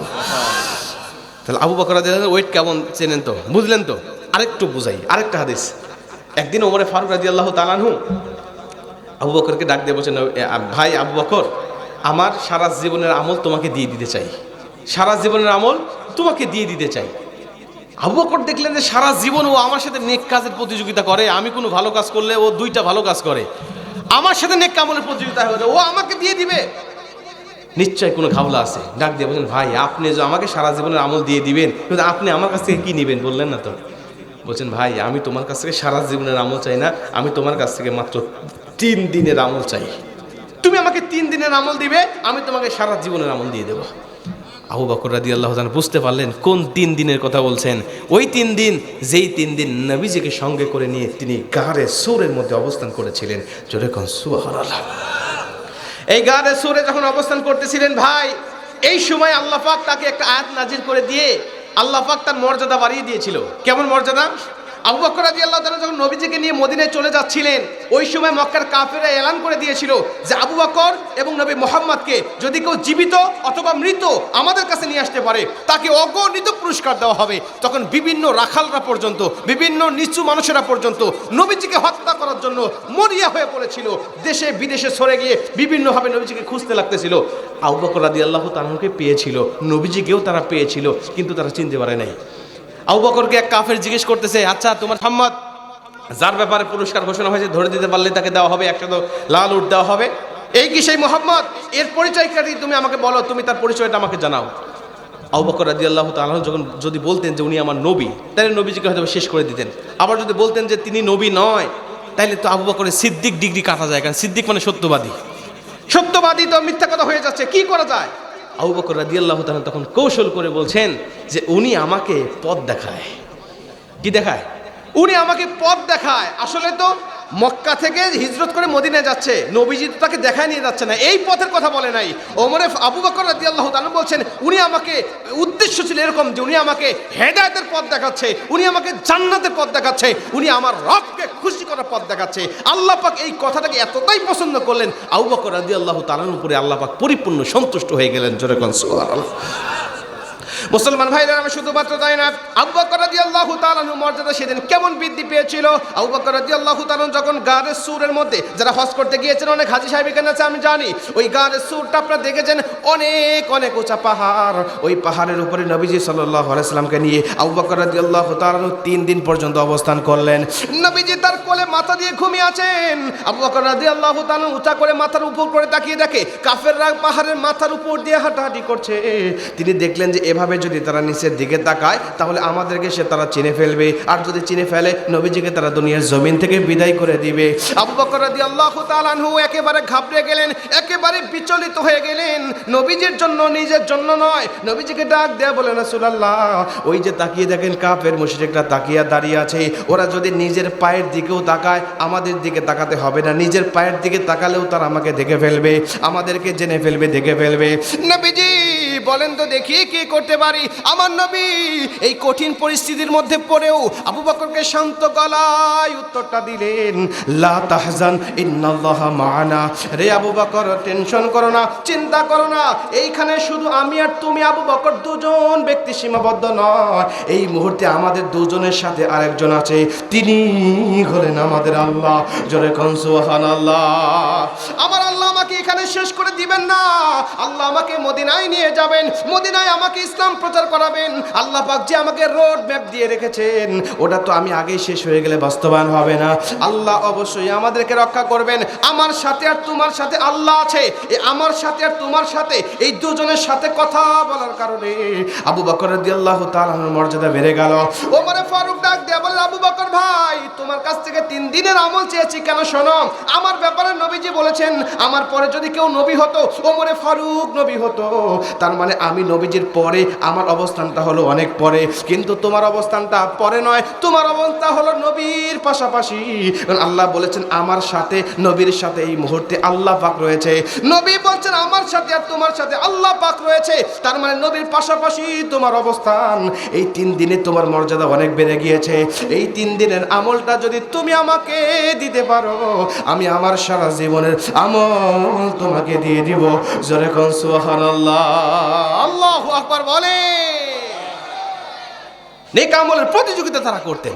আবু বকর রাদিয়াল্লাহু তাআলা আনহু ওমরে ফারুক রাদিয়াল্লাহু আনহুকে ডাক দিয়ে বলেন, ভাই আমার আছেই বাকি। কি চমৎকার উত্তর দিলেন দেখেন, ভাই আমার আছেই বাকি, এই 3 দিন ছাড়া আমার আর কি আছে, আপনি আমাকে 3 দিনটা নিয়েন না, আমি তো সারা জীবন কিছুই করতে পারি নাই, এই 3 দিনের ভরসাই তো আছি, আল্লাহ পাক হয়তো এই 3 দিনের উসিলা করে আমি আবু বকরকে ক্ষমা করে দিয়ে জান্নাত দিয়ে দিবে। ভাই এখানে শিক্ষাটা দেখেন, আমি আর আপনি কি করি বলেন, কি আমল করি, তাতেই আমাদের মনে হয় যে পা মাটিতে পড়ে না। আমি কত আমল করি, কত আমল করি, অথচ আবু বকর রাদিয়াল্লাহু তাআলা আনহু এত এত এত এত কিছু করার পরেও বলতেছেন আমার আছেই বাকি। যে Abu Bakr running president, running খলিফা, সে গভীর রাত্রিতে নিজের নাম প্রকাশ না করে বুড়ি মহিলার খেদমত পর্যন্ত চলে আসে, পায়ে স্যান্ডেল পায়ে দিয়ে যায় না যেন এলাকার মানুষের ওই খরমের আওয়াজ শুনে ঘুমে ডিস্টার্ব হয়। আবু বকর রাদিয়াল্লাহু তাআলা এত এত কিছু করার পরে বলছেন আমি কি বা করি, কি বা আমার আমল আছে, আল্লাহ আমাকে কেনই বা ক্ষমা করবে, এই 3 দিনের অপেক্ষায় আছি, 3 দিনের ভরসায় আছি, আল্লাহ পাক হয়তো এই গারে সূরে নবীজির সাথে 3 দিন থাকার কারণে আল্লাহ আমাকে জান্নাত দিবে। জোরে কোন সুবহানাল্লাহ। কখনো আমিত্ব নিয়ে আসবেন না, কি নেক আমল করেন এগুলো জাহির করবেন না, মানুষগুলোকে বলে বেড়াবেন না। আল্লাহ পাকের কাছে সবসময় ইস্তেগফার আর তওবা দিয়ে ব্যস্ত থাকবেন। আল্লাহ পাকের কাছে বলবেন যে আল্লাহ আপনার যে বিশাল জান্নাত, আপনার যে বিশাল পুরস্কার আমাকে দেওয়ার জন্য আপনি ওয়াদা দিয়েছেন, সে তুলনায় আমার কোনো আমল নাই, আমি কিছুই করতে পারছি না। আপনার যদি দয়া থাকে তবে আমি জান্নাতে যাব, দয়া যদি না থাকে আমার পক্ষে জান্নাতে যাওয়া কখনোই সম্ভব নয়। যেরকম ঠিক কিনা? আল্লাহর দয়া ছাড়া কেউ জান্নাতে যেতে পারবেন? যত হাজি হন, গাজী হন, নামাজি হন, যাই হন না কেন আপনি জান্নাতে যেতে পারবেন না। হাদিস আপনারা জানেন যে একজন আল্লাহর ওলি চাইবে যে আমি আল্লাহর দয়া ছাড়া আমার নেক আমল দিয়ে জান্নাতে যাওয়ার জন্য, তার সামনে একজন আসবে পানি চাইবে, পানিটার জন্য তার কাছে চাইবে সারা জীবনের আমল, সে বলবে 1 গ্লাস পানির কাছে সারা জীবনের আমল শেষ। তাহলে জান্নাতে যাবো কেমন করে? যে জান্নাতের মধ্যে আল্লাহ পাক আমার জন্য পানির ঝর্ণা, মধুর ঝর্ণা, আমার জন্য বিভিন্ন শরাবের ঝর্ণা, দুধের ঝর্ণা রেখে দিয়েছে, তাহলে সেই আমলটা, সেই ঝর্ণাগুলো আমি কিনবো কি আমল দিয়ে? আল্লাহর কাছে তওবা করবেন, ক্ষমা চাইবেন। আল্লাহ পাক বলবে, যা, তুমি যখন ভুলটা বুঝতে পেরেছো, আমার দয়ায় আমি আল্লাহ তোমাকে জান্নাত দিয়ে দিলাম। নবীজি সাল্লাল্লাহু আলাইহি ওয়াসাল্লাম বলেন, আল্লাহ যখন কাউকে মাফ করতে চাইবে কিয়ামতের ময়দানে, তাকে পর্দার আড়ালে নিয়ে যাবেন, নিয়ে গিয়ে তার হিসাব নিকাশটা নেবেন। আল্লাহ লোক সমাগমে তার কাছ থেকে হিসাব নেবেন না। আল্লাহ পাকের কাছে বলবেন যে আল্লাহ তাকে বলবেন যে, বান্দা বলো, তোমার হিসাবটা তুমি দাও। সহজ করে বলবেন। বান্দা বলবে, আল্লাহ, এই যে কোটি কোটি মানুষ কিয়ামতের ময়দানে, তাদের সামনে জিজ্ঞেস না করে কেন গোপনে জিজ্ঞেস করতেছেন? আল্লাহ বলবেন, তুমি দুনিয়ার জমিনে মানুষের অপরাধগুলো, মানুষের কাজগুলোকে গোপন রেখে দিয়েছো, অন্যায়গুলোকে। আমি আল্লাহ এই জন্য আজকে তোমাকে গোপনে নিয়ে এসে তোমার হিসাব নিকাশটা সহজ করে দিয়ে তোমাকে জান্নাতের ফয়সালা দিয়ে দিলাম। সুবহানাল্লাহ, আল্লাহু আকবার বলেন। আমরা মানুষের দোষ চর্চা করবো না, মানুষের দোষ চর্চা করবো না, আমরা গোপন রাখবো, তাহলে আল্লাহ আমার দোষগুলোকে গোপন রাখবে। আল্লাহ পাক আমাদের তৌফিক দান করুক, জোরে বলেন আমিন। এটা হলো নবীজির আদর্শ। প্রিয় ভাইরা আমার, তাহলে 1 নম্বর ছিল নবীজির সিরাত, 2 নম্বরে নবীজির সুরত, 3 নম্বরে নবীজির উত্তম চরিত্র। মনে আছে 3টা? 4 নম্বরে নবীজি সাল্লাল্লাহু আলাইহি ওয়াসাল্লামের উপরে সবচেয়ে বেশি মানুষেরা ইসলাম ধর্মে ঝুঁকতেছে রাসূল সাল্লাল্লাহু আলাইহি ওয়াসাল্লামের উপরে নাজিল হওয়া কুরআনুল কারীমের মুআজিজা দেখে। রাসূল সাল্লাল্লাহু আলাইহি ওয়াসাল্লামের উপরে যে মুআজিজা নাজিল হয়েছে কুরআনুল কারীম, এটা হলো সব নবীর থেকে ব্যতিক্রম, সব নবীর থেকে ব্যতিক্রম। কেমনে? সব নবীদেরকে আল্লাহ পাক কিন্তু মুআজিজা দিয়েছিল, ক্ষমতা দিয়েছিল। ওই ক্ষমতাগুলো নবীরা চলে যাওয়ার সাথে সাথে মুআজিজাগুলো নিয়ে চলে গেছে তারা। কোন নবীর মুআজিজা আজ অক্ষত নাই। আপনারা জানেন মুসা নবীর মুআজিজা ছিল কি? হাতের লাঠি। মুসা নবীর মুআজিজা ছিল কি? হাতের লাঠি জমিনে ছেড়ে দিলেই সাপ হয়ে যেত, সাপ দিয়ে সাগরে বাড়ি দিলে রাস্তা হয়ে যেত। মুসা নবীর লাঠি আজও দুনিয়াতে আছে। তার উম্মত হিসেবে দাবি করে যারা, বর্তমানে ইহুদি, তারা, ওই ইহুদিরা যদি ওই লাঠি আজও যদি ছেড়ে দেয়, সাপ হবে? সাগরে বাড়ি দিলে রাস্তা হবে? কেন হবে না? মুসা নবী চলে গেছে, তার মুআজিজা নিয়ে চলে গেছে, তার উম্মতদেরকে কিচ্ছু দিয়ে যায় নাই। ঈসা নবীর মুআজিজা ছিল মৃত ব্যক্তির সামনে দাঁড়িয়ে কুম বিইذনিল্লাহ বললে মৃত মানুষ জীবিত হয়ে দাঁড়িয়ে যায়। ঈসা নবীর উম্মত হিসেবে দাবি করে যারা বর্তমান খ্রিস্টান, তারা, ওই খ্রিস্টানরা আজও দুনিয়াতে আছে। বলেন, একটা খ্রিস্টান যদি মরা মানুষের সামনে দাঁড়িয়ে কুম বিইذনিল্লাহ বলতে বলতে গলা ফাটিয়ে ফেলে, একটা মানুষ কি জীবিত হওয়ার সম্ভাবনা আছে? কেন নাই? ঈসা নবী চলে গেছে, মুআজিজা নিয়ে চলে গেছে, তার উম্মতদেরকে কিচ্ছু দিয়ে যায়নি। কিন্তু আমার নবী যা নিয়ে আসছিল এগুলো আর নিয়ে যায়নি, সব আপনাদেরকে দিয়ে গেছে। জোরে কোন সুবহানাল্লাহ। কেমনে দিয়ে গেছে শুনেন। কুরআনুল কারীম, কুরআনুল কারীমের তেলাওয়াত শুনে নবীর জামানায় যেমন মানুষ ইসলাম ধর্ম গ্রহণ করেছে, এখনো কুরআনুল কারীমের তেলাওয়াত শুনে মানুষ একইভাবে ইসলাম ধর্ম গ্রহণ করছে। ভবিষ্যতেও কুরআনুল কারীমের তেলাওয়াত শুনে একই রকমভাবে ইসলাম গ্রহণ করবে। এক কিঞ্চিত পরিমাণ ওই কুরআনের ক্ষমতা, কার্যকারিতা কমে যাবে না, পরিবর্তন হবে না, স্থগিত হবে না। জোরে কোন সুবহানাল্লাহ। যারা গান শোনেন, যারা গান শুনে অভ্যস্ত আছেন না, আপনারা গান শোনা বাদ দিয়ে কুরআন তেলাওয়াত শোনা শুরু করেন আজকে থেকে। দেখবেন এই কুরআনুল কারীম আপনার অটোমেটিক আপনার ঈমানটাকে বাড়িয়ে দিচ্ছে। কুরআনুল কারীম অটোমেটিক আপনার ঈমানের তেজটাকে বাড়িয়ে দিচ্ছে। কুরআনুল কারীম যদি কোনো ব্যক্তি শুনতে পারে, গান শোনার বদলে আপনি কুরআন তেলাওয়াত শোনেন, দেখবেন অটোমেটিক আপনাকে 4টা বেনিফিট দেওয়া হবে। 1 নম্বরে, কুরআন তেলাওয়াত শোনার কারণে আল্লাহ পাক আপনার যাদাতুহুম ঈমানা, আল্লাহ পাক আপনার ঈমানটাকে বাড়িয়ে দিবে। 2 নম্বরে, কুরআনুল কারীম তেলাওয়াত শোনার কারণে আল্লাহ রাব্বুল আলামিন যিনি কুরআন তেলাওয়াত করতেছেন, উনি কুরআন তেলাওয়াত করে যেমন সওয়াব পেয়েছে, আপনি শোনার কারণে একই রকম সওয়াব পাইতে থাকবেন। 3 নম্বরে, কুরআনুল কারীমের তেলাওয়াত যারা শোনে, আল্লাহ পাক তাদের মাথার উপরে সাকিনা নাজিল করতে থাকে। সাকিনা হলো জান্নাতি প্রশান্তি। আপনার মনে অনেক কষ্ট, অনেক দুঃখ, অনেক আপনার অভাব, অনেক কষ্ট, বিপদ, বালা, মুসিবত আপনার সামনে, আপনি কুরআন তেলাওয়াত শোনেন, আল্লাহ পাক আপনার কষ্টটাকে দূর করে দিবে সাকিনা নাজিল করে। জোরে কোন সুবহানাল্লাহ। 4 নম্বরে, ওই কুরআন তেলাওয়াত শোনা অবস্থায় যদি আপনার মৃত্যু হয়, নবীজি সাল্লাল্লাহু আলাইহি ওয়াসাল্লাম বলছেন আল্লাহ পাক তাকে জান্নাতি মৃত্যু দান করবে। জোরে কোন সুবহানাল্লাহ। তাহলে কুরআন তেলাওয়াত শুনবেন ভাইরা। আপনারা যারা গান বাজনা শোনেন এগুলো বাদ দেন, বাজনা বাদ দিয়ে কুরআন তেলাওয়াত করা শুরু করে দেন, দেখবেন যে আল্লাহ পাক আপনার ঈমানটাকে বাড়িয়ে দিয়েছে। জান্নাতি মৃত্যুর কয়েকটা লক্ষণ, তার মধ্যে একটা হলো যে কুরআনুল কারীমের তেলাওয়াত শুনতে শুনতে যে ব্যক্তি মারা যায়, আল্লাহ পাক তাকে জান্নাতি বরদান দান করে দেয়। গত মাসের 4 তারিখে আমার প্রোগ্রাম ছিল সিরাজগঞ্জ, রায়গঞ্জে। আমার আগে দ্বিতীয় বক্তার আলোচনা লোকটা খুব ভালোভাবে শুনছে। শোনার পরে শুনতে শুনতে লোকটা স্ট্রোক করছে। আমি মঞ্চে আসছি, মঞ্চে আসার মানে স্ট্রোক করার পরে ওকে বাড়িতে নিয়ে গেছে। আমি মঞ্চে আসছি, আসার সঙ্গে সঙ্গে মঞ্চে ওঠার পরে খবর আসছে, হুজুর আপনি দোয়া করে দেন, আপনার আগে দ্বিতীয় বক্তার আলোচনা পুরোপুরি শুনছে। লোকটার নাম বাচ্চু, আমার এখনো মনে আছে। লোকটা দুনিয়ার জমিন থেকে বিদায় নিয়ে চলে গেছে। নবী সাল্লাল্লাহু আলাইহি ওয়াসাল্লাম বলেন, আল মাউতু আলা আমালিন সালেহ, ভালো কাজ করতে করতে, ভালো কাজ করারত অবস্থায় যদি কোনো ব্যক্তির মৃত্যু হয়, আল্লাহ পাক তাকে জান্নাতি মরণ দান করে দেয়। আর বদ আমল করতে করতে মারা যাবেন, আপনার মৃত্যু হবে জাহান্নামী মৃত্যু। পাবনা বেড়ায় কয়েকদিন আগে একটা মাহফিলে গেলাম, বলছে হুজুর আমাদের এখানে এক মেয়ের বিয়ে হচ্ছিল, এক মুরব্বী ওই বিয়ের অনুষ্ঠানে গান বাজনা করতেছিল, হিজড়া নিয়ে আসছিল, নিয়ে এসে হিজড়াদের সঙ্গে সঙ্গে মুরব্বী নাচতেছিল। তো নাচতে নাচতে মঞ্চে মানে ওই নাচার সঙ্গে সঙ্গে ওই জায়গায় স্টক করে দুনিয়ার থেকে বিদায় নিয়ে চলে গেছে। বলেন জান্নাতি মৃত্যু নাকি জাহান্নামী মৃত্যু? নবীজি বলছেন যে বদনসিব যে ব্যক্তি কবিরা গুনাহ করতে করতে মারা যায়। আপনাদের জবজবে তো আর গান বাজনা হয় না, হয়। আল্লাহর কসম করে বলছি, এখানে বাম্পার ফলন করা সম্ভব এই জবজবের জনগণের মাধ্যমে, যদি কেউ সঠিক নেতৃত্ব দিতে পারে। আলহামদুলিল্লাহ, আমি নিজের থেকে পরীক্ষিত। এই জবজবিয়ায় যখন মসজিদের আজান হইতো, মানুষেরা রাস্তায় গাড়ি থামায় জিজ্ঞেস করতে, মানুষ মারা গেছে নাকি, মানুষ মারা গেছে নাকি, কে কে কয় এত মানুষ মসজিদে যাচ্ছে, জানাজা আছে নাকি? না, জানাজা নাই, আজান হলে পরে আমরা মসজিদে যাই, এভাবেই যাই। আমি চাই সেই পরিবেশ আপনারা আবারও ফেরত নিয়ে আসেন। আল্লাহ আমাদের তৌফিক দান করুক। সম্ভব নয় কি? সম্ভব। আপনারা যদি একটু মানে মন মানসিকতাটা চেঞ্জ করেন। ভাই গান বাজনা যে 3 বছর আপনারা করেন নাই, আপনারা কি মরে গেছিলেন নাকি? মারা গেছিলেন? ভালো ছিলেন না? এখন থেকে আগে ভালো ছিলেন না? তাহলে এখন আপনারা নিজেরা খারাপ টেনে আনতেছেন কেন? চাই স্টলে কি আগে কি বেচা কিনা হইতো না? এখন গান বাজনা দেওয়ার কারণে কি বেশি বেচা কিনা হচ্ছে? ফরিদ ভাইকে ডাক দেন, জিজ্ঞেস করেন যে আগে যে বরকত পাইতো এখন কি তার থেকে বেশি বরকত পাচ্ছে কিনা। আমার বিশ্বাস সে বলতে বাধ্য হবে যে আগে যখন গান বাজনা মুক্ত ছিলাম তখনই আমার হালাল ব্যবসা অল্প বেচা কিনা হইলে ওখানে বরকত বেশি পাইতাম।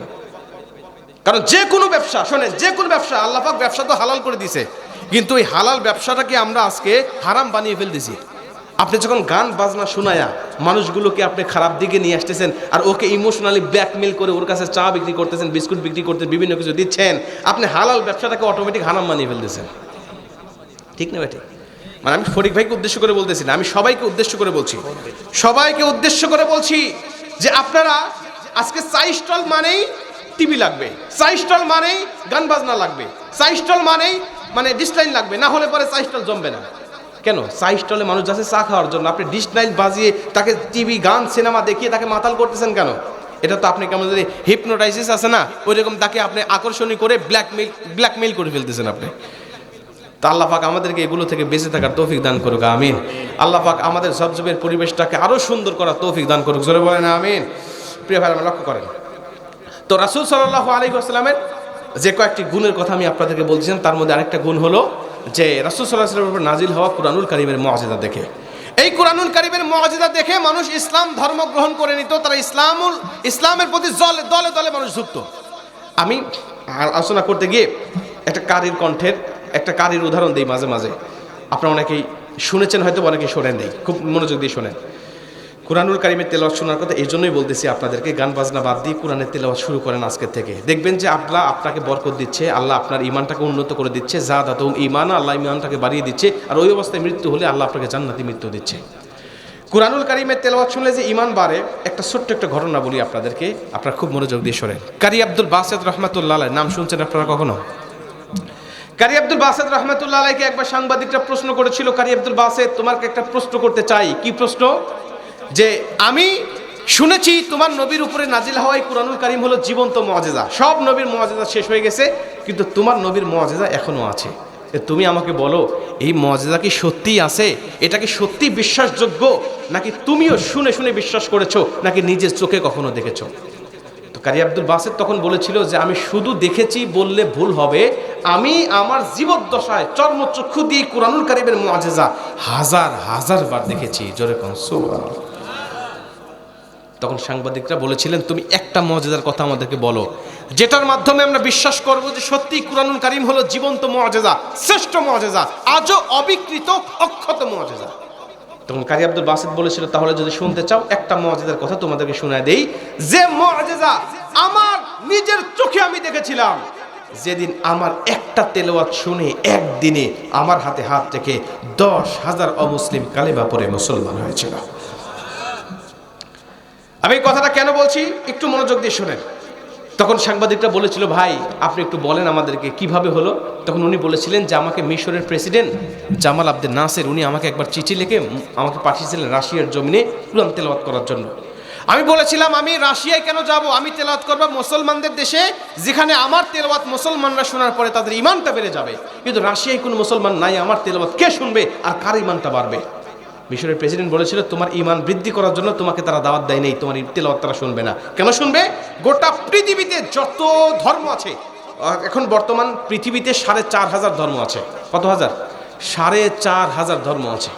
এই 4,500 ধর্মের মধ্য থেকে তারা কিছু ধর্মকে ইনভাইট করেছে যেগুলো তাদের কাছে প্রধান প্রধান ধর্ম মনে হয়, বা যে ধর্মগুলোর মধ্যে সত্যতা যাচাই করার জন্য তারা দাওয়াত দিয়েছে। আর যেগুলো এমনিতেই 2-1 জন অনুসারী নিজে বানিয়েছে, মনে হচ্ছে 2 বছর আগে 5 বছর আগে ধর্মের উৎপত্তি হয়েছে, ওই ধর্মগুলোকে তারা গুনতির বাহিরে রেখেছে। এর মধ্যে থেকে তোমাদেরকে কিছু ধর্মকে তারা দাওয়াত দিয়েছে, তোমাদের মূল কিতাব থেকে তেলাওয়াত করে তারা শুনবে যে কোন ধর্মের কিতাবটা আসমানি কিতাব এবং কোন ধর্মের কিতাবটা আজও অবিকৃত আছে, অক্ষত আছে, এখানে কোনো সংযোজন বিয়োজন করা হয়নি। তারা রায় দিবে, বিচারক মণ্ডলীরা থাকবে, বিভিন্ন দেশ থেকে আসবে, আর তোমার রায় দিবে তোমার ধর্মটা সত্য কি মিথ্যা। আমার বিশ্বাস তুমি যদি তোমার কণ্ঠ দিয়ে তেলাওয়াত করতে পারো, তোমার যে সুর, তোমার যে ধাস, তোমার যে কণ্ঠ, তোমার তেলাওয়াত শুনে তারা তোমার কিতাবকে বিজয়ী বলে ঘোষণা দিবে। জোরে কোন সুবহানাল্লাহ। মুসলমান ভাইরা লক্ষ্য করেন, কারি আব্দুল বাসিত বলছেন আমি দেরি করি নাই, চলে গিয়েছি তেলাওয়াত করার জন্য রাশিয়ার জমিনে। সেখানে গিয়ে দেখি লক্ষ লক্ষ মানুষের উপস্থিতি রয়েছে। আমি তাদেরকে দেখে বড় খুশি হয়েছি। আহারে, এত মানুষের মাঝে কোরআন থেকে তেলাওয়াত করে নিশ্চিত আজকে কোরআনুল কারীমটা বিজয়ী বলে তারা ঘোষণা দিবে এবং হাজার হাজার মানুষ কোরআনুল কারীমের প্রতি আকৃষ্ট হবে। কিন্তু না, আমি যখন ঘরের মধ্যে চলে গিয়েছি, ঘরের মধ্যে চলে যাওয়ার পরে আমি তাকিয়ে দেখি বিভিন্ন ধর্মের পণ্ডিতরা সেখানে বসা রয়েছে। বিভিন্ন ধর্মের পণ্ডিতরা থাকার পরেও বিভিন্ন পরিচালক, বিভিন্ন প্রযোজক, বিভিন্ন বিচারক মণ্ডলীরা ঘরের মধ্যে বসা। আমার পরিচয় পাওয়ার পরে আমাকে দেখে সবাই নাক ছিটকিয়ে কথা বলে, ইনসাল্ট করে করে কথা বলে, আমাকে নিয়ে বিভিন্নভাবে হেয় প্রতিপন্ন করে কথা বলে। আমি চিন্তা করলাম আমার অপরাধ কি? আমার অপরাধ হলো একটা, আমি হলাম মুসলমান। আমি মুসলমান হওয়ার কারণে তারা আমাকে অপমান করে করে কথা বলে। আমি আল্লাহকে ডাক দিয়া বললাম, আমার আল্লাহ, কোরআন নাজিল করেছো তুমি, হেফাজতের দায়িত্ব রেখে দিয়েছো তুমি। আমার মালিক, তুমি যদি চাও কোরআনের মান ইজ্জত সম্মানকে বৃদ্ধি করতে, দুনিয়ার কোনো কাফের মুশরিক পারবে না এই কোরআনুল কারীমের মান খাটো করতে। আল্লাহ, তুমি আমার সম্মানটাকে বৃদ্ধি করো, এখান থেকে কোরআনুল কারীমের সম্মানটা বৃদ্ধি করো। উনি বলছেন এভাবে আল্লাহ পাকের কাছে আমি কাঁদতেছিলাম, আল্লাহ পাকের কাছে আমি দোয়া করতেছিলাম। তাকিয়ে দেখি মঞ্চ থেকে পরিচালক মণ্ডলীরা ঘোষণা করতেছে এখন আমাদের মূল আয়োজনটা শুরু হবে। সব ধর্মের পণ্ডিতরা উপস্থিত হয়েছে। আমরা সবাইকে একই রকম সময় দিতে পারবো না, যে ধর্মের গুরুত্ব বেশি আমরা তাদেরকে সময় দেব বেশি, যেই ধর্মের গুরুত্ব কম তাকে আমরা সময় দেব কম। উনি বলছে ধর্মের টাইমগুলো বন্টন হচ্ছে। তারা বলছেন খ্রিস্টানকে আমরা 10 মিনিট পর্যন্ত সময় দেব, হিন্দুকে আমরা 8 মিনিট পর্যন্ত সময় দেব, বৌদ্ধকে 6 মিনিট পর্যন্ত সময় দেব। বিভিন্ন ধর্মের টাইমগুলো বন্টন হচ্ছে। কারি আব্দুল বাসিত বলে আমি ভেবেছিলাম আমাকে সবচেয়ে বেশি সময় তারা দিবে, কিন্তু বেশি সময় দিল না, সবার থেকে কমায় দিল। আমার নামটা ঘোষণা করার পরে তারা ডাক দিয়া বলছেন, শোনো, কারি আব্দুল বাসিত নামক যে পণ্ডিতটা ইসলাম ধর্মের পণ্ডিত হিসাবে এসেছে, উনি কুরআনুল কারীম থেকে তেলাওয়াত করবে। বেশি সময় তাকে আমরা দিতে পারবো না, মহামূল্যবান সময় তাকে দেব, কিন্তু বেশি সময় নয়, তার সময় হবে 2 মিনিট। জোরে কর নাউজুবিল্লাহ। উনি বলছেন আমাকে যখন 2 মিনিটের সময় দিয়েছে আমার হৃদয়টা ভেঙ্গে চৌচির হয়ে গেছে, কারণ আমার আল্লাহ পাক আমাকে এত লম্বা লম্বা নিঃশ্বাস দান করেছিল। এক নিঃশ্বাসে আমি 2 মিনিটের উপরে তেলাওয়াত করতে পারতাম। এই 2 মিনিটের উপরে তেলাওয়াত করার পরেও আমাকে এক নিঃশ্বাস পর্যন্ত তারা সময় দিল না। তার মানে তারা আমাকে অপমান করার জন্য মারাত্মক চক্রান্ত তৈরি করেছে। আমি আল্লাহ পাকের কুদরতি কদমে সেজদায় পড়ে গেছি, সেজদায় গিয়ে কাঁদতেছি, আল্লাহ আল্লাহ তোমার কাছে আমার ফরিয়াদ, তোমার কাছে আমার আরজি। আজকের এই কনফারেন্স থেকে তুমি আমাকে বিজয় বলে ঘোষণা দাও। আজকের এই কনফারেন্স থেকে তুমি আমাকে সত্য বলে, আমার কিতাবকে সত্য বলে তুমি ঘোষণা দিয়ে দাও। তিনি বলছেন এভাবে আল্লাহ পাকের কাছে কাঁদতেছিলাম। সেজদায় পড়ে গিয়ে দোয়া কবুলের যত শর্ত আছে সব শর্তগুলো মেনে মেনে আমি আল্লাহ পাকের কাছে দোয়া করতেছিলাম। আমি আল্লাহকে বলতেছিলাম, আল্লাহ তুমি দোয়া কবুল করো। কেমনে দোয়া করলে কবুল হয়? আল্লাহ তুমি আমার আমার অন্তরের মধ্যে জাগ্রত করে দাও। হঠাৎ করে তার মনে পড়ে গেল সূরাতুল আরাফের একটি আয়াতের কথা। আল্লাহ পাক ডাক দেয়া বলেন, ওয়ালিল্লাহিল আসমাউল হুসনা ফাদউহু বিহা। রে পৃথিবীর মানুষেরা, তোমরা যদি আল্লাহ পাকের সিফাতি নামগুলো ধরে ধরে আল্লাহর কাছে দোয়া করতে পারো, আল্লাহ পাক তোমার দোয়াগুলোকে কবুল করে নেবে। কারি আব্দুল বাসিত রাহমাতুল্লাহ বলে, আমি সেজদায় গিয়ে আল্লাহ পাকের কাছে আল্লাহর সিফাতি নামগুলো ধরে ধরে দোয়া করতেছিলাম। হাদিস শরীফের মধ্যে আল্লাহ পাকের সিফাতি নাম বর্ণনা হয়েছে 99টা। এই 99টা নাম ধরে ধরে আমি আল্লাহর কাছে চাইতেছিলাম, আল্লাহকে বলতেছিলাম, আমার আল্লাহ তুমি তো সেই আল্লাহ যিনি আল্লাহুল্লাযী লা ইলাহা ইল্লাহু আর রহমানুর রহিমুল মালিকুল কুদ্দুসুস সালাম আল মুমিনুল মুহাইমিনুল আজিজুল জব্বারুল মুতাকাব্বির আল খালিকুল বারিউল মুসাব্বিরুল গফফারুল কাহ্হারুল ওয়াহাবুর রাজ্জাকুল ফাত্তাহুল আলিমুল কবিরুল বাসিত আল খাফিদুর রাফিউল মুইজ্জুল মুজিল্লুস সামিউল বাসিরুল হাকামুল আদালুল লতীফুল খাবির আল হালিমুল আযীমুল গফুরুশ শাকুরুল আলিয়ুল কবিরুল হাফিজুল মুকিতুল হাসিবুল জালিলুল করিমুর রাকিবুল মুজিবুল ওয়াসি আল হাকিমুল ওয়াদুদুল মাজিদুল বাঈতুশ শাহীদ আল হাক্কুল ওয়াকিলুল কবিয়ুল মাতিনুল ওয়ালিয়ুল হামিদুল মুহসিল মুবদিউল মুঈদ আল মুহয়িল মুমীতুল হাইয়ুল কাইয়্যুমুল ওয়াজিদুল মাজিদুল ওয়াহিদুল আহাদুস সামাদ আল কাদিরুল মুকতাদিরুল মুকদ্দামুল মুআখিরুল আউয়াল ওয়াল আখির ওয়াদ দাখির ওয়াল বাতিনুল ওয়ালি আল মুতাআলিল বারুত তাওয়াবুল মুনতাকিম আল আফুফুর রাউফুল মালিকুল মুলকিদুল জালালি ওয়াল ইকরাম আল মুকসিদুল মুগনিল মানিউদ দারুন নাফিউন নূরুল হাদিউল বাদিউল বাকি আল ওয়ারিসুর রশিদুস সবর। জোরে কোন আল্লাহু আকবার, আরো জোরে কোন আল্লাহু আকবার। কারি আব্দুল বাসিত রাহমাতুল্লাহ আলাইহি ডাক দেয়া বলে, জাতির লোকরা তোমরা শুনে রাখা দাও, আমি তাকিয়ে দেখি সব ধর্মের পণ্ডিতরা তেলাওয়াত করে জাস্ট টাইমে তেলাওয়াত শেষ করে মঞ্চ থেকে নেমে এসেছেন, আমার নামটা সবার শেষে রাখা হলো। আমি চলে গেলাম তড়িঘড়ি করে তেলাওয়াত করার জন্য।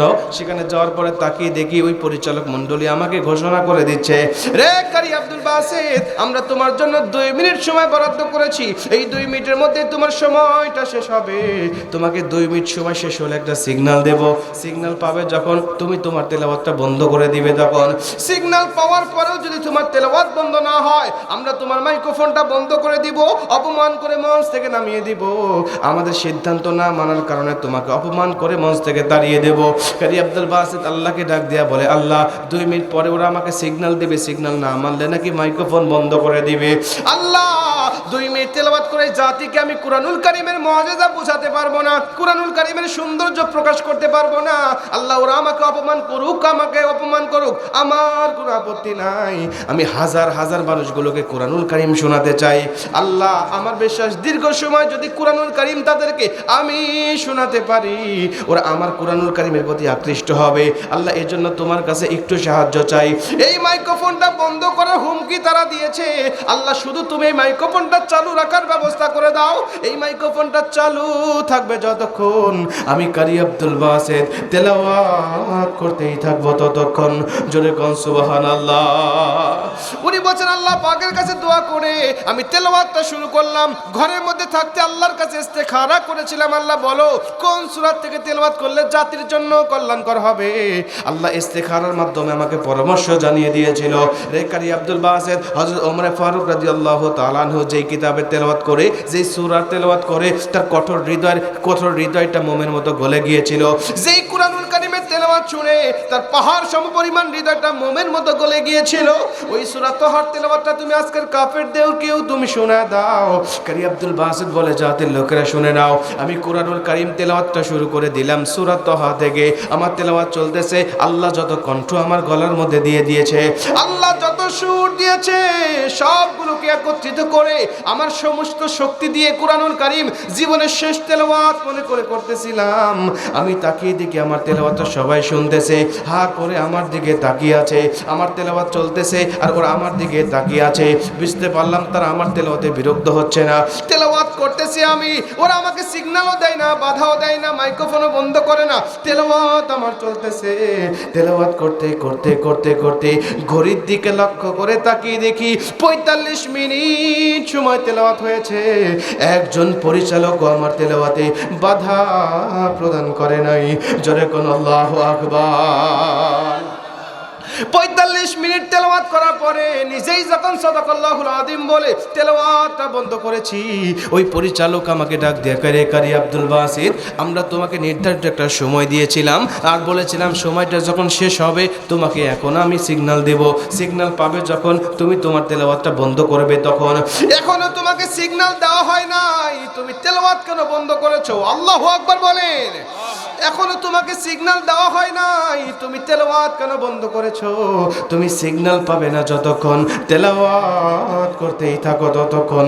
জোরে কোন সুবহানাল্লাহ, আল্লাহু আকবার বলেন। উনি বলছেন, শোনো জাতির লোকেরা, আমার তেলাওয়াত শেষে আমি ঘড়ির দিকে তাকিয়ে ওদেরকে বললাম, ঘড়ির দিকে তাকিয়ে দেখেন কত বাজে।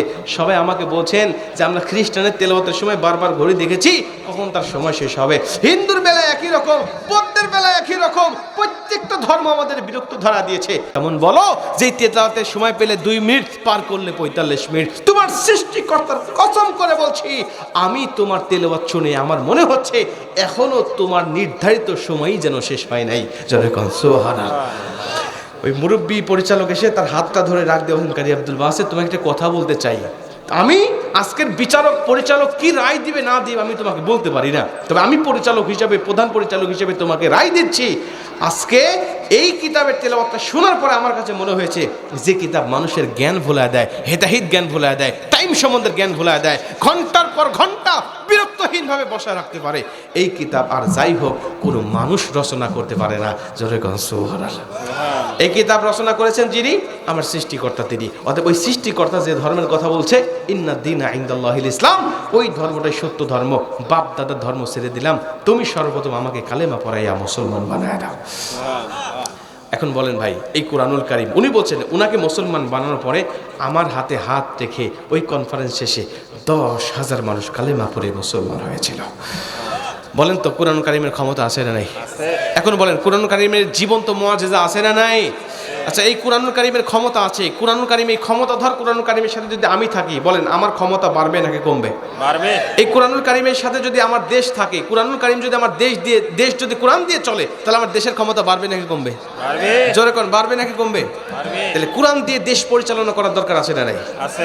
যে দল চালাক সমস্যা নেই, কিন্তু কোরআন দিয়ে যদি দেশ চালায়, আল্লাহর কসম করে বলছি, এই মানুষ স্বাধীনতার 54 বছর পার হয়ে গেছে, আজও পর্যন্ত শান্তির মুখ আমরা দেখতে পারি নাই। কিন্তু কুরআনুল কারীম এমন একটি কিতাব, আল্লাহ বলছেন কুরআন নাজিল করেছে আমি দিয়ে দিয়েছি কুরআনুল কারীমের নীতিমালা কিভাবে দেশ পরিচালনা করতে হয়। এই কোরআন দিয়ে দেশ চালালে অটোমেটিক শান্তি ফেরত আসবে। কথা বলেন ঠিক কিনা? ঠিক। আমরা তো কোরআন দিয়ে দেশ চালাই না, আমরা চালাই নিজস্ব আইন দিয়ে, নিজস্ব মতবাদ দিয়ে, যার কারণে স্বাধীনতার 54 বছর পার হয়েছে, এই পর্যন্ত আমাদের কপালে সুখ শান্তি কি জিনিস আমরা দেখতে পারি নাই। ঠিক না ভাই? ঠিক। এক লোক নতুন বিয়ে করছে, বাসর রাতে বউকে ডাক দেখে, বউ আমি কিন্তু সরকারি চাকরি করি, তা আমার সাথে কথা বলতে খুব সাবধানে কথা বলবে, খবরদার আমি যা বলবো সেটাই শুনবে, আমি উঠতে বললে উঠবে, বসতে বললে বসবে, আমার কথার বাইরে এক কথাও হবে না। কেন? আমি সরকারি চাকরি করি। বউ তো অবাক, আপনি সরকারি চাকরি করেন? আমার মা বাবা আমাকে বলেই নাই, ছোটবেলা থেকে আমার আশা ছিল সরকারি চাকরিজীবী একটা ছেলের সাথে বিয়ে বসবো। আমার মা বাবা বলতো যে সরকারি চাকরি আমার ছেলে দেখে বিয়ে দিবে, তাতে বয়স 50 বছর হোক তাও আপত্তি নাই, মাথা চুল একটাও না থাকুক তাও আপত্তি নাই, নামাজ কালাম 5 ওয়াক্ত পড়ুক না পড়ুক, চরিত্র গঠন করুক আর না করুক, নেশা খাক আর না খাক কোনো সমস্যা নাই, ছেলে সরকারি চাকরি করে কিনা ওর সাথেই বিয়ে দিতে হবে। আমাদের অনেক মা বাবাদের কিন্তু এখন এই চিন্তা আছে যে একটা সরকারি চাকরি পাইলে আমার আর কিছু লাগে না, আর কিচ্ছু দরকার নাই, চরিত্র কয় নম্বর তাও দেখার দরকার নাই, নামাজ কালাম পড়ে কি না পড়ে তাও দেখার দরকার নাই, নেশা কয় ওয়াক্ত খায় তাও দেখার দরকার নাই। জবজবে কি নেশা আছে এখন আর? হ্যাঁ, এখনো আছে নেশা? নেশা যারা খায় তাদের 2 মিনিট বলি শোনেন। নেশা যারা খাচ্ছেন এখন হয়তো বা শখে শখে খাচ্ছেন, অনেকে তো আগে তো আপনার ইউনিভার্সিটি লেভেলে নেশা ছিল, এরপরে হাই স্কুল পর্যন্ত আসছে, এখন তো আবার প্রাইমারি লেভেল পর্যন্ত ঢুকে গেছে। প্রাইমারি চাউল বলে এখন আবার নেশা খায় কি? আটা খায়, আটা। আমি অবাক হয়ে যে আটা খাই কেমনে ওরা? কয় পলিথিনের মধ্যে ঢুকে ওই আটা করে নিঃশ্বাস শুধু নেয়, আর এটা নিলেই নাকি ওই মানে মাতাল হয়ে যায়, মানে নেশা চলে আসে, মনে হয় দুনিয়া নেই স্বর্গে চলে আসছে, এরকম কিছু। আটা যারা খাচ্ছে আজকে, এই আটা শখে শখে খাচ্ছে, কিন্তু এটা 2-1 দিন কন্টিনিউ হওয়ার পরে ওর মধ্যে অটোমেটিক নেশা ঢুকে যায়, ও নিজেও জানে না যে আমার মধ্যে নেশা ঢুকে যাচ্ছে।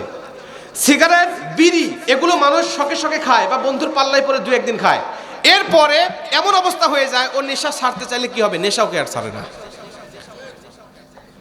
নিজের অজান্তে নিজের কন্ট্রোল সে হারিয়ে ফেলে। আমার অফিসে আমার এক কর্মচারী বাড়ি মানে অফিসের কাছেই বাড়ি, সাইকেল নিয়ে আসতেন।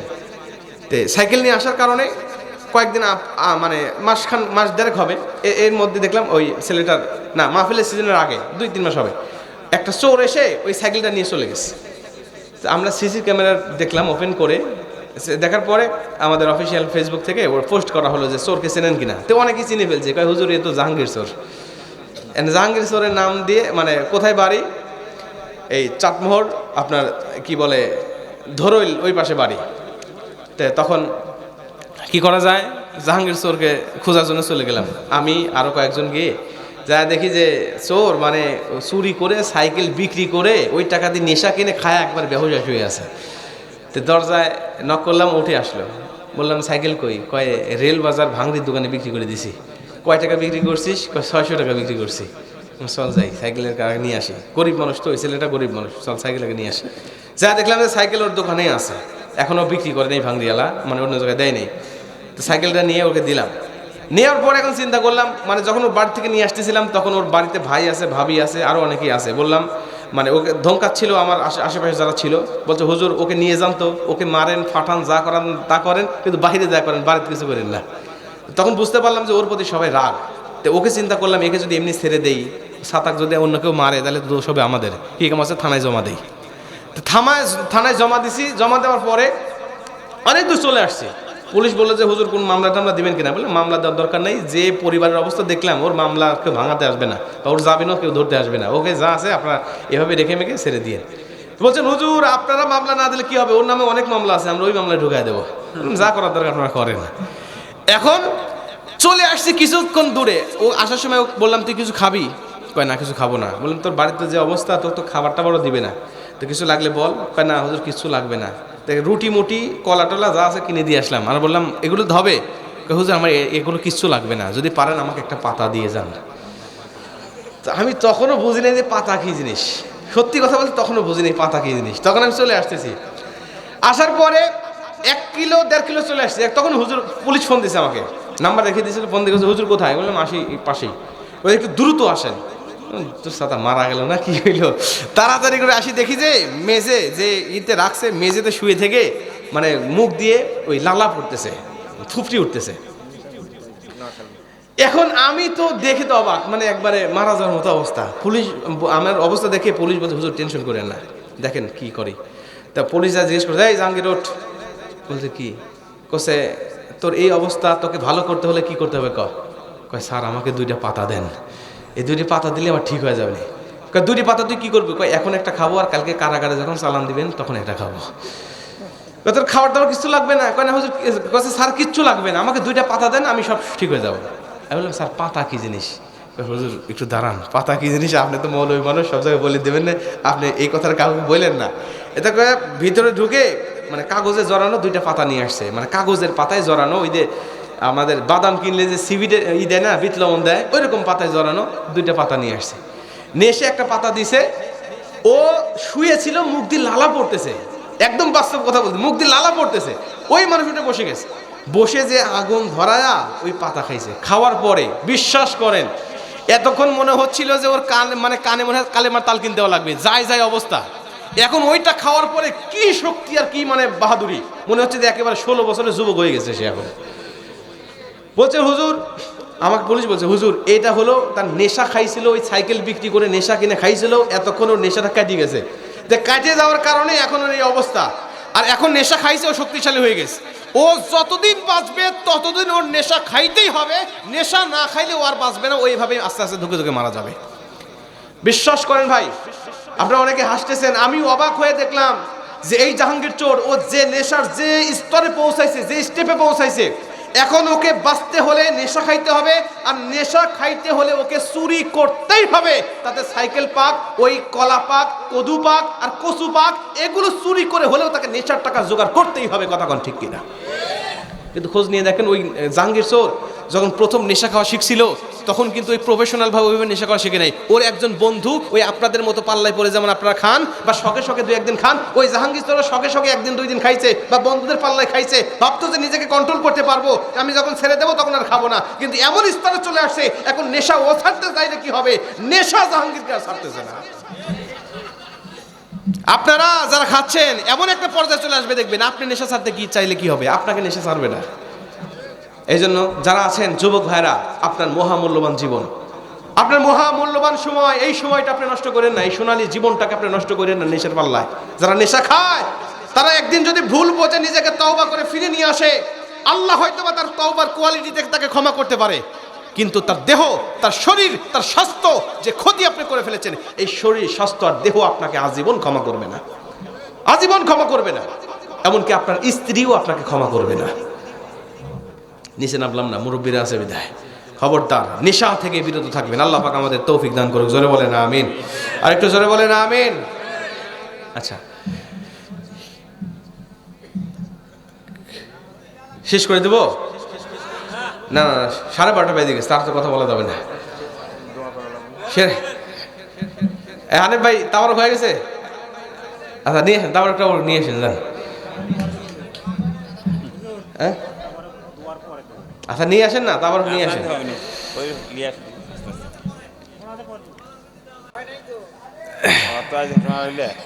আরো তো সময় আছে নাকি দাওয়াত দিন আবার?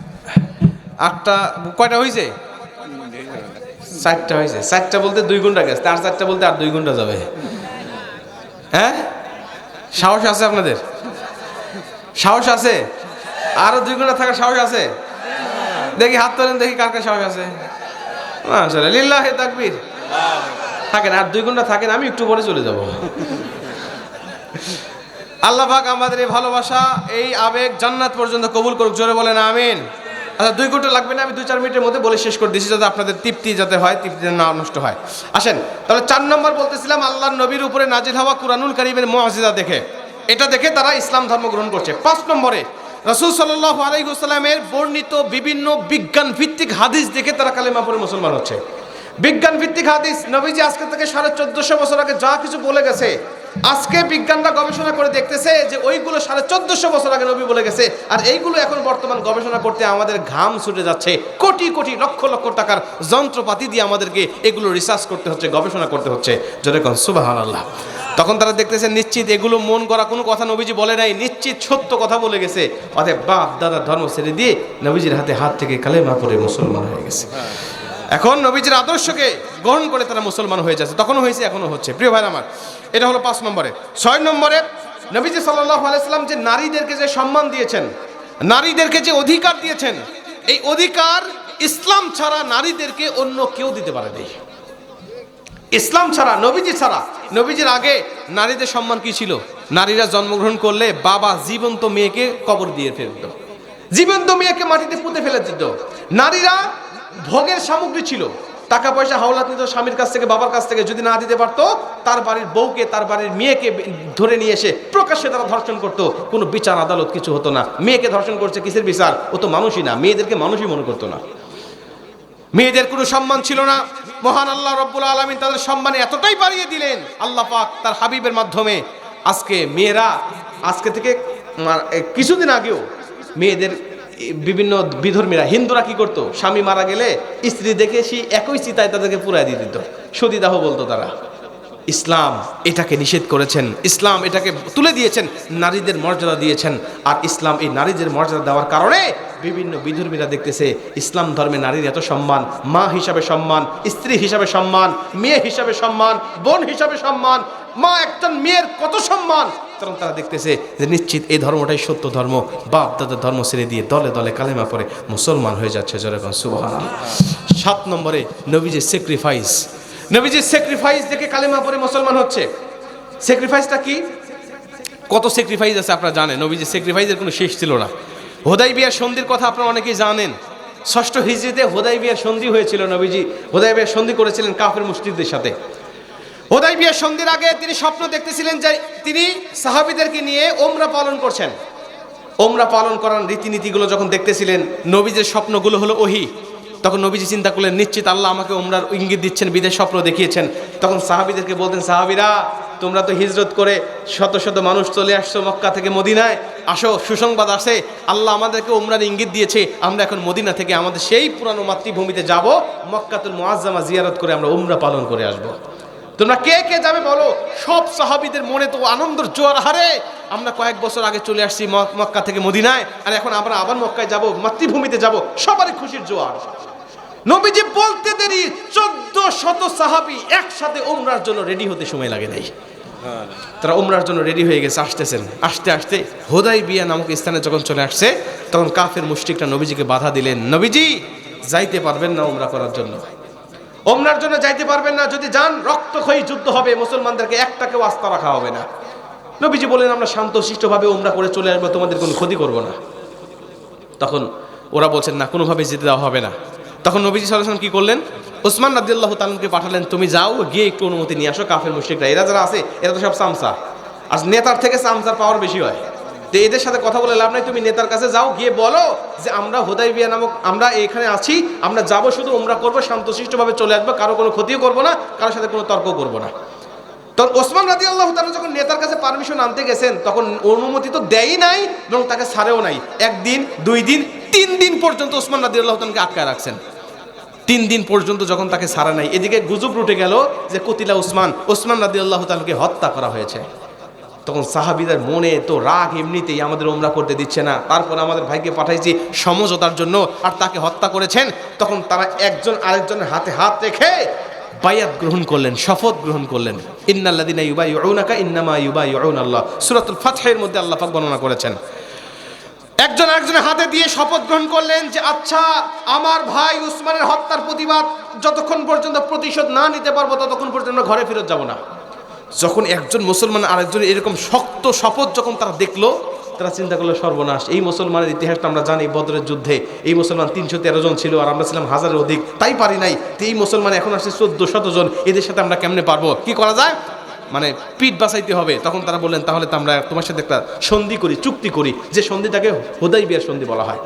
বিশ্বাস করেন, এই সন্ধিতে যতগুলো শর্ত ছিল, সব শর্ত গিয়েছিল মুসলমানের বিপক্ষে। কি কি শর্ত ছিল?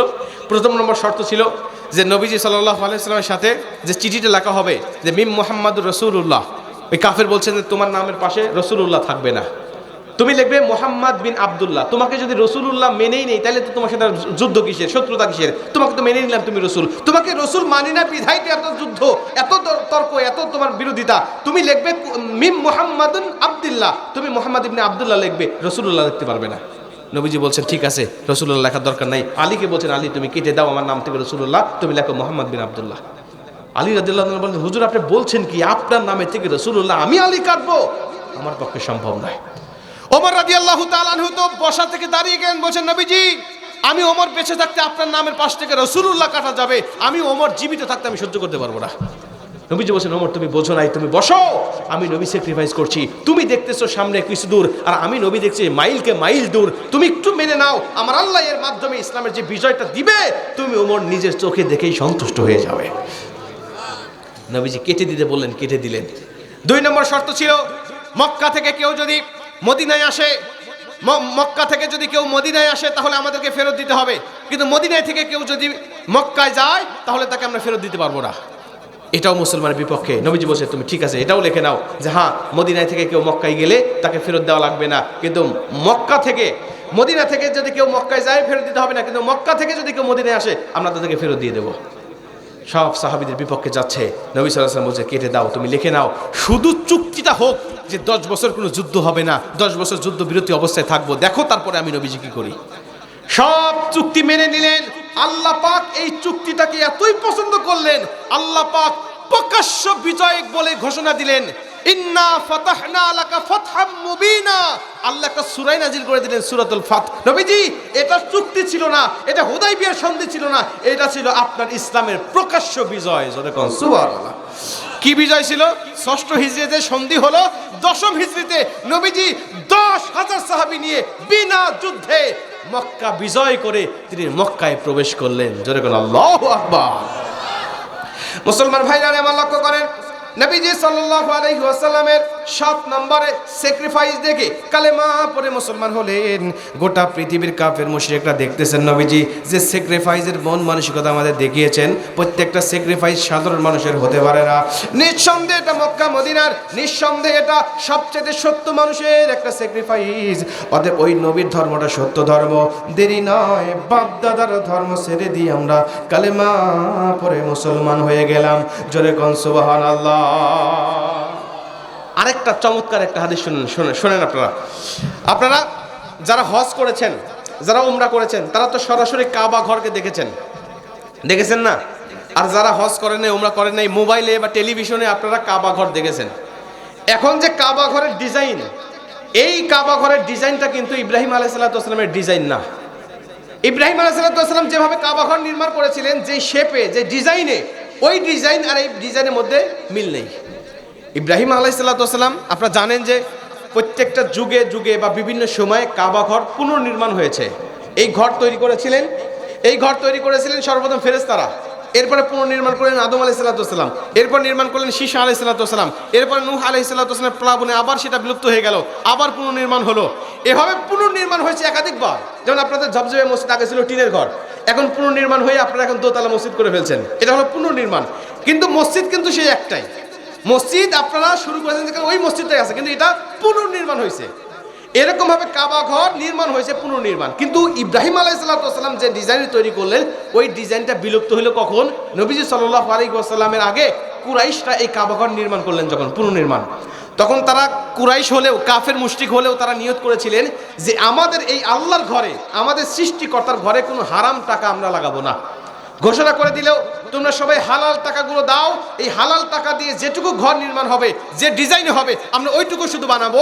আমরা পুরা ঘর যদি নাও হয়, তারপরও আল্লাহর ঘরে কোনো হারাম টাকা আমরা লাগাবো না, সুদের টাকা লাগবো না, ঘুষের কোনো হারাম পথে অর্জন করা কোনো টাকা আমরা কাবা ঘরে লাগাবো না। তখন কুরাইশরা জড়ো করলেন টাকা, সব টাকা একত্রিত করার পরে দেখলেন সত্যি যে টাকা হয়, এই টাকা দিয়ে ইব্রাহিম আলাইহিস সালামের সেই কাবা ঘরের পূর্ণ ডিজাইনটা করা যায় না। তখন তারা কি করলেন? আপনারা যে গেছেন যে মাকামে, আপনার কি বা হাতিমে কাবা, যে এটা দেখছেন যে কাবা ঘরের সামনে একটা রাউন্ড করা আছে, এই রাউন্ড করা সহ ইব্রাহিম আলাইহিস সালামের ঘর ছিল। তখন তারা কি করলেন? এই ঘরটাকে ওইটুকু জায়গায় রাউন্ড করে রাখলেন, সংরক্ষণ করে রাখলেন, আর 4 কোণ আছে যে কাবা ঘরটা এখন দেখতে পাচ্ছেন, এই ঘরটা তারা তৈরি করে ফেললেন। নবীজি সাল্লাল্লাহু আলাইহি ওয়াসাল্লাম মক্কা বিজয় করার পরে আম্মাজান আয়েশা রাদিয়াল্লাহু তাআলা আনহাকে ডাক দিয়ে বলছেন, আয়েশা, আমি নবীজি এখন মক্কা বিজয় করে ফেলেছি, আমার মন চায় আমি আমার সেই জাতির পিতা ইব্রাহিম আলাইহিস সালামের মূল ডিজাইনটা আমি আবার ফেরত আনি। কিন্তু আমি আনতেছি না কেন জানো? আমি নবীজি স্যাক্রিফাইস করতেছি এজন্য যে যাতে আমার উম্মতের মধ্যে ভুল ধারণা না শুরু হয় যে নবীজি ক্ষমতা পাইছে আর কাবা ঘরের মূল ডিজাইন পরিবর্তন করে ফেলে দিয়েছে। আমি এজন্য পরিবর্তন করতেছি না, আরেকটা কারণে পরিবর্তন করতেছি না, সেটা হলো এই যে আমার উম্মতেরা আজীবন এই ঘরে আসবে কাবা তাওয়াফ করার জন্য, জিয়ারত করার জন্য, উমরা করার জন্য, হজ করার জন্য। ওরা তো কাবা ঘরের ভিতরে ঢুকে নামাজ পড়তে পারবে না, যে জায়গাটা সংরক্ষণ করা আছে এই হাতিমে কাবার মধ্যে ঢুকে তারা নামাজ পড়বে। কাবা ঘরের ভিতরে ঢুকে নামাজ পড়া আর হাতিমে কাবার মধ্যে নামাজ পড়া একই রকম ফজিলত। জোরে কোন সুবহানাল্লাহ। কাবা ঘরের মধ্যে ঢুকে তো সবাই নামাজ পড়তে পারবো না, পারবো কি? সবার পক্ষে সম্ভব নয়। বাংলাদেশে আমি শুনেছি মাত্র 3 জনকে অনুমতি দেওয়া হয়েছিল, তার মধ্যে কোরআনের পাখি আল্লামা দিলওয়ার হোসেন সাইদি সাহেবকে দেওয়া হয়েছিল, আর কি বলে রাজশাহীর ভাইস চ্যান্সেলর, বিশ্ববিদ্যালয়ের ভাইস চ্যান্সেলর ডক্টর আব্দুল বারীকে দেওয়া হয়েছিল, আরেকজন কি আমি জানি না। তো এই বিশেষ বিশেষ ব্যক্তিগুলোকে দেওয়া হয়, রাষ্ট্রীয় মেহমান যারা হয় তাদেরকে দেওয়া হয়, কিন্তু আপনাদেরকে তো আর দেওয়া হবে না, আমাদেরকে তো আর দেওয়া হবে না। কিন্তু আপনি হজ আর উমরা করতে গেলে ওই হাতিমে কাবার মধ্যে আপনাকে নামাজ পড়ার সুযোগ দেওয়া হবে। আপনি হাতিমে কাবার মধ্যে নামাজ পড়লে যেমন সোয়াব পাবেন, ওই কাবা ঘরের মধ্যে ঢুকে নামাজ পড়লে একই রকম সোয়াব পাবেন। জোরে কোন সুবহানাল্লাহ। নবীজি স্যাক্রিফাইস করে করে তিনি ক্ষমতার অপব্যবহার করেন নাই। এজন্য আজকে গোটা পৃথিবীর মানুষেরা দেখতেছেন যে তিনি সত্যই একজন নবী ছিলেন, তা না হলে এরকমভাবে কখনো ইসলামটাকে এভাবে কখনো তিনি একেবারে বুদ্ধিমত্তার সাথে কখনো পরিচালনা করতে পারতেন না। তখন তারা বিভিন্ন ধর্মগুলো ছেড়ে দিয়ে দলে দলে কালেমা পড়ে মুসলমান হয়ে যাচ্ছেন। যেরকম সুবহানাল্লাহ। কয়টা গেল? 7 নম্বর। 8 নম্বর একেবারে সংক্ষেপে বলে দিচ্ছি, নবীজির দয়া দেখে তারা কালেমা পড়ে মুসলমান হচ্ছে। কি দেখে? দয়া দেখে। নবীজির দয়া কেমন ছিল? আপনারা জানেন, এটা বলার অপেক্ষা লাগে না। মক্কা বিজয় করার আগে নবী সাল্লাল্লাহু আলাইহি ওয়াসাল্লাম কত নির্যাতন করেছে। নামাজ পড়তে গেছে কাবা ঘরের পাশে, নবীজির মাথার উপরে উঠে নাড়ি ভরে দিয়েছে। তায়েফে গিয়েছে ইসলাম প্রচার করতে, মারতে মারতে বেহুশ করে দিয়েছে। নবীজি ক্ষমতা পাওয়ার পরে, মক্কা বিজয় করার পরে যখন 10,000 সাহাবী নিয়ে ঢুকলেন, তখন ওই যে মানে কাফের মুশরিকরা যারা গাট্টি বোসকা নিয়ে সবাই পালাচ্ছিল যে আমাদের আর থাকতে দিবে না। ওই যে আমরা দেখলাম না গণ অভ্যুত্থানের আগে আমাদের স্বৈর শাসক যিনি ছিলেন, উনি যেভাবে পালাইছেন, ওরা সেনা চামুন্ডারা যেভাবে পালাইছে ঠিক ওইভাবে পালাচ্ছিল। যে দীর্ঘ জীবন এই মুহাম্মদকে যত কষ্ট দিয়েছি, যেভাবে অত্যাচার করেছি, কাবা ঘরে ঢুকতে দেই নাই, কাবা ঘরে নামাজ পড়তে গিয়েছি উঠে নাড়ি ফুড়ি দিয়েছি, মারতে মারতে বেহুশ করে ফেলে দিয়েছি, ওই মুহাম্মদ এখন 10,000 সাহাবী নিয়ে বিনা যুদ্ধে মক্কা বিজয় করে ফেলেছে। নিশ্চিত এখন আমাদেরকে মারতে মারতে দুনিয়া থেকে বিদায় করে দিবে। এখানে থাকতে জান বেঁচে এখান থেকে পালাই। যা পাচ্ছিল, এখনকার শরীরের শাসকরা তো হেলিকপ্টার পাইছে, বিভিন্নভাবে তারা পালাইছে। তখন তার হেলিকপ্টার ছিল না, পায়ে হেঁটে হেঁটে যেতে হতো। তখন তাদেরকে দেখে নবীজি ঘোষণা করলেন, রে শৈর শাসকেরা শোন, আমি আল্লাহর নবী তোদেরকে বক্তব্য দিচ্ছি, আমি আল্লাহর নবী তোদের সম্পর্কে বক্তব্য দিয়ে দিচ্ছি, শোন, দাঁড়াস, আগে যাস না। আমি নবীজি বলে দিলাম, ইযহাবু ওয়া আনতুমুত তুলাকা, ইযহাবু ওয়া আনতুমুত তুলাকা। আমি নবীজি সাল্লাল্লাহু আলাইহি ওয়াসাল্লাম তোদের সম্পর্কে ঘোষণা করে দিলাম যে তোদের সম্পর্কে আমি নবীজির কোনো দুঃখ নাই, কষ্ট নাই। আমি নবীজি সাল্লাল্লাহু আলাইহি ওয়াসাল্লাম তোদেরকে সব সাধারণ ক্ষমা ঘোষণা করে দিলাম। তবে বিশেষ বিশেষ কিছু ব্যক্তি বাদে।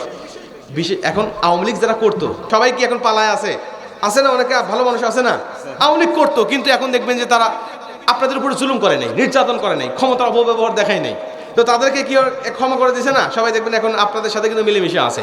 কিন্তু যারা অতি বাড়াবাড়ি করছে, মানুষ ভালো মন্দ তোয়াক্কা করে নাই, নিজের পরিবার কি তাও মানে নাই, সবার কাছ থেকেই দুর্নীতি করে, চাঁদাবাজি করে, বিভিন্নভাবে নির্যাতন নিষ্ঠুরতা চালিয়েছে। এমনকি মসজিদের ইমাম সাহেবকেও কখনো বলে নেই, কথা বলে ঠিক কিনা? ইমামের সাথেও চোখ রাঙিয়ে কথা বলেছে।